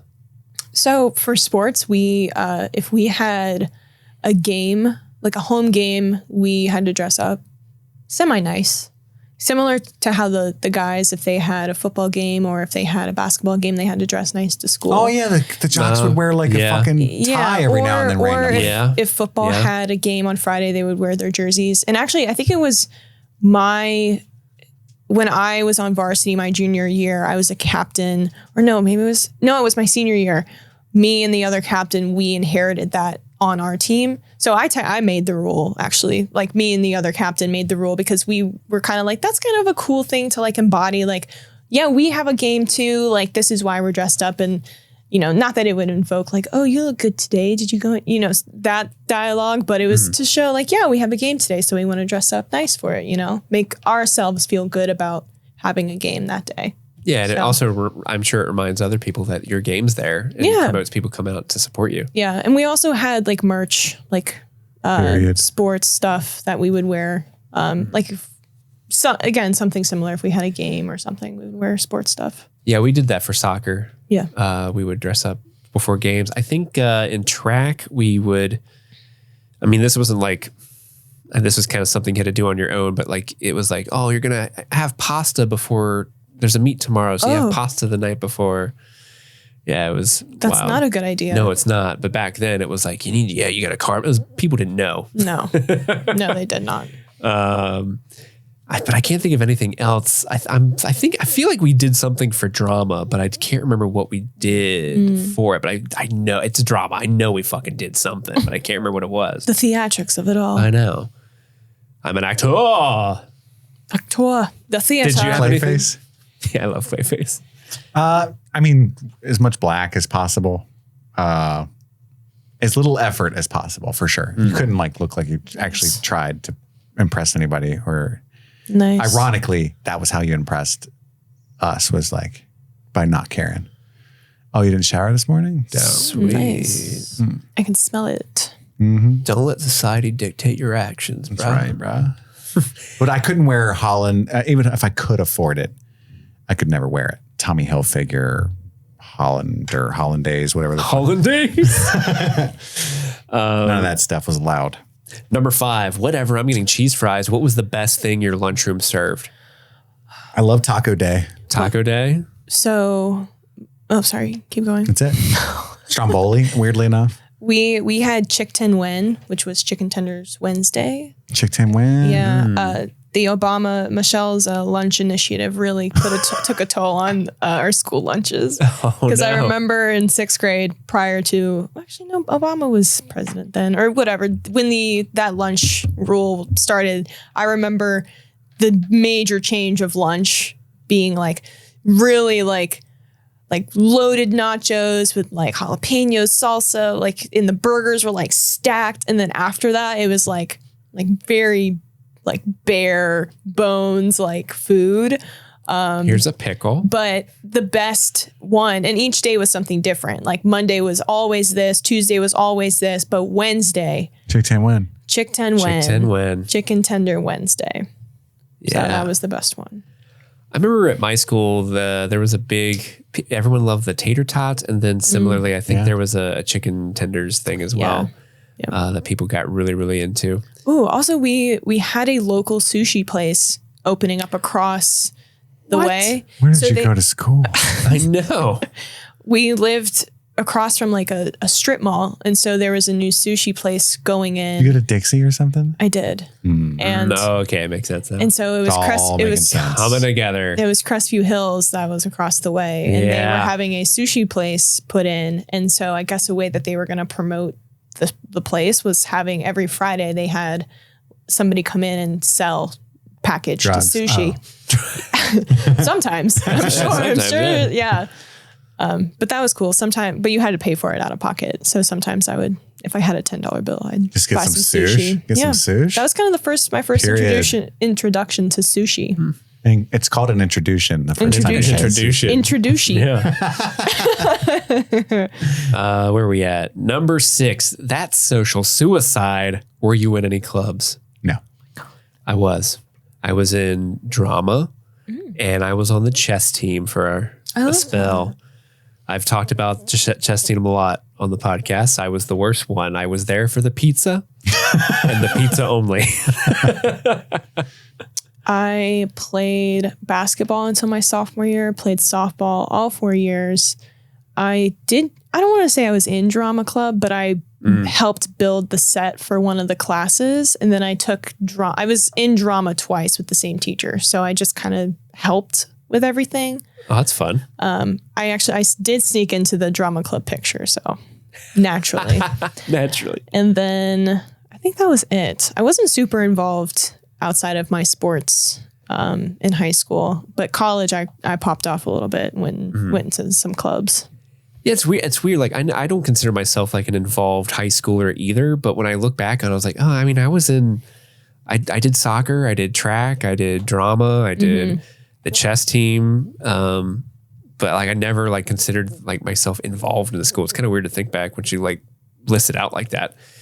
I'm a mouse, duh. What's your favorite sexy Halloween costume? Did you have parties like that in high school? Did you go? I did not go to any parties in high school. Madison was not never invited to these parties. I knew who had the quote unquote cool parents that had the ragers at their parties all the time. Never invited to those parties. I went to parties. I partied hard. Yes? We had lots of big house parties. But it's so weird. I never did a single fucking thing. I'm like thinking as a parent now, like, is that what happened? Because like I was in 0 clubs. I played 0 sports. But I had all that idle time to like figure out how to get cough syrup and drink it and stuff. You know what I mean? Or like make bongs out of apples and aluminum cans. Powerade bottles, apples. So, yeah. So it's like maybe if I'd been busier, maybe I'd just keep my son in sports and stuff. You know, I'm not saying like sports people don't go down bad paths too, but I just think like I did nothing and like except a lot of drugs. I was always scared because I was involved in sports and sports did overrun my life. I was nervous because... But idle hands do the devil's work. What? Anyway. So I was always nervous to like partake in any drinking or anything like that because I never wanted to get kicked out of sports because people talk and stuff like that. So I was always nervous. And then I went to a party my senior year and it was only because... Like, I'm sure there were parties that were happening. I just never heard about them or were invited to. But there was a homecoming party. It was after the homecoming dance or whatever. And it got busted. And so I was like, well, why the fuck would I want to? It got busted like while we were there for maybe 20 minutes. I don't even know if I ever went inside the house. So I was just like, well, yeah. What was the point of that? Yeah, literally. But no, As far as costumes, though, fun, sexy costumes. I don't necessarily. Are these costumes that we've worn or just that we've like seen and appreciated? I was not a big Halloween dresser upper either, so I'm a lame person for. I don't know if I've ever really inherited or have embodied like wearing a sexy Halloween costume. Yeah, but Misty. Oh yeah, fair. But that's not for Halloween. It's that's just for fun. That's just for every day. But I appreciate when people are really unique or really niche with their Halloween costumes. Those are my favorite. Yeah, I agree. And if it's a little sexy, then that's an added bonus. I'll appreciate the sexy costumes that are also like, they know this is stupid, so they're leaning into it. Like, I'm a sexy trash man. I like that type of stuff. A sexy nun. Those are my favorite. Ooh, a sexy nun? Those are my favorite. Would you like to confess some things, Madison? Maybe later. What about pirates? Yeah. But pirates are just inherently sexy. Yeah. So there's nothing funny about a sexy pirate. Right. But a sexy nun? I get what you're saying. The irony. Oh. You go, Glen Coco. Did you have candygrams and did you send or receive any? We did. I did. I did not. Nice. Who'd you send it to? People. Himself. Mostly I got some from my friends, that's kind of you. Bros that were also not receiving them were like, well, send me one. That way you can see people see you receiving them. You know what I mean? So it's like, but it's just Andy that sent it to me. You know what I mean? It didn't work. I think our friends, we had some, like our friend group would send them to each other, but another thing with sports is we had like big sister, little sister, kind of like embodying like a sorority thing, but an older softball player would, have like a younger sister, which is in the team, like a freshman or a sophomore, and they would buy them candygrams and like have like a nice note. So that happened to me when I was a freshman, and then I did it for another younger person. Oh, that's nice. Yeah. But as far as like sending it to like a romantic interest, never happened. Never. We didn't have candygrams. We did like flowers. Like it was around we had those too, yeah. Valentine's Day. We did the flower thing. We had a couple of different things. We did flowers too. And then I think it was like candy cane Christmas ones. At least I don't remember doing the candygram ones. Maybe we did. I just didn't have, no one sent one to me and I never sent them to anybody else. But I remember we didn't have those. Yeah. No. I never got any. Let me see. That's why your girlfriend left you. Oh. Never sent her one. Oh. We got 3 more. Stop trying to make fetch happen. Were you ever in a talent show? No. No. No? Nope. I think I was, but it was like in middle school. Like it wasn't I wasn't in a talent show in a high school, but like in middle school, I might have. My band might have played, but I don't think so. Like back when it was like required. Did you ever have like required talent shows? Like, all right, everyone has the grade, and the grade has to participate in some way, and you literally could just walk up to it's like, I'm dancing for mine, and just do a dumb little thing for like a minute just to get out of it. No, I think it was that. Okay, chlamydia, KL. Did you ever get called to the principal's office? I thought you were going to say, did you ever get chlamydia? Did you ever get the clap? Clap, clap. Did you ever get called to the principal's office? What did you do? I have. It was actually for a really stupid reason. So senior year, we TP'd the baseball team because you do that like as seniors. Yeah, their homes. Like towards the end of the season, it had been a ritual every year, and then the boys would retaliate by TPing the senior women's team, like TPing their houses. And instead, so we had TP'd the boys, which is super innocent. We didn't get in trouble for that. But then the boys TP'd our softball field. And it was the day that we were going to have a game. And the principal thought that we had done it. Like thought the women's soccer or softball team did it. So she called me and my other friend, who is another senior, into the office and talked to us about it. And I was like, no, we didn't fucking like TP the softball field. TP our own field? Yeah. So, and I was like, we have a game later. What are you talking about? Anyway, that's the only time. I don't recall being called to the principal's office for any particular reason. I don't think I did. At least if I did, I don't remember it. Which means it's not a good story if I did. I feel like I was, In there a lot. yeah. Your eyes are like wide this whole time, like, ah. Like, I feel like I hung out there a lot. I did. The best time is when I actually went to jail in high school. And I was getting mad listening to Madison's story. It's more the prejudice against the alternative kids. Because you know what I went to fucking jail for? TPing somebody's house. Yeah, stupid. And egging it. We didn't. And also, we did also spray 666 on the American flag and raise it back up the pole. We were doing that. That's the devil's number. Yeah. That's the number of the beast. And so they like caught somebody who said that they were with me and someone else, you know, so it like took a couple of days to organically grow and to try. No, that's not even the time I went to jail for that. I did get in trouble. I went to jail for that too. Jesus. We threw we threw a Coca-Cola bottle out of a car at a lady. Like, we used to shake up these 2 liters and drive around. So I was 15, but I had a friend who had a license who was 16, and we would shake up the soda and throw it right where Madison was from. Like, we go to Crestview Hills and stuff and get mad at the rich people. And then like, which I'm not rich, by the way. I was not just in that neighborhood's nice. The neighborhood's nice. Crestview Hills is fucking insane. Those people are nuts. We would drive around Edgewood and stuff and throw, like, you know how the like suburban ladies jog on the sidewalks out there, and the bottles would hit the sidewalk and explode and spray them with soda. And we were like, ha ha ha. One of those ladies was a sheriff's mother. And so because we did that all the time, we eventually got caught, but I wasn't even there that time.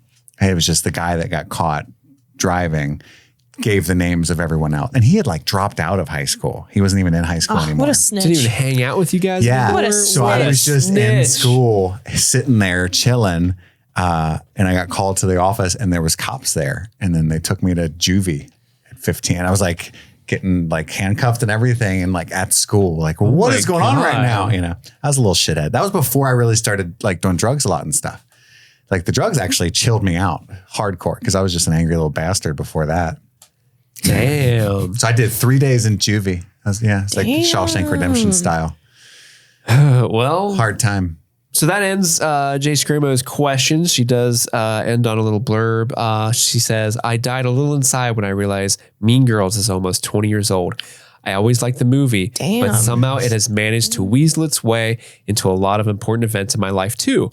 My wedding anniversary is October 3rd because that was a Saturday in the fall that year. We were looking at dates and our hashtag was #it's October 3rd.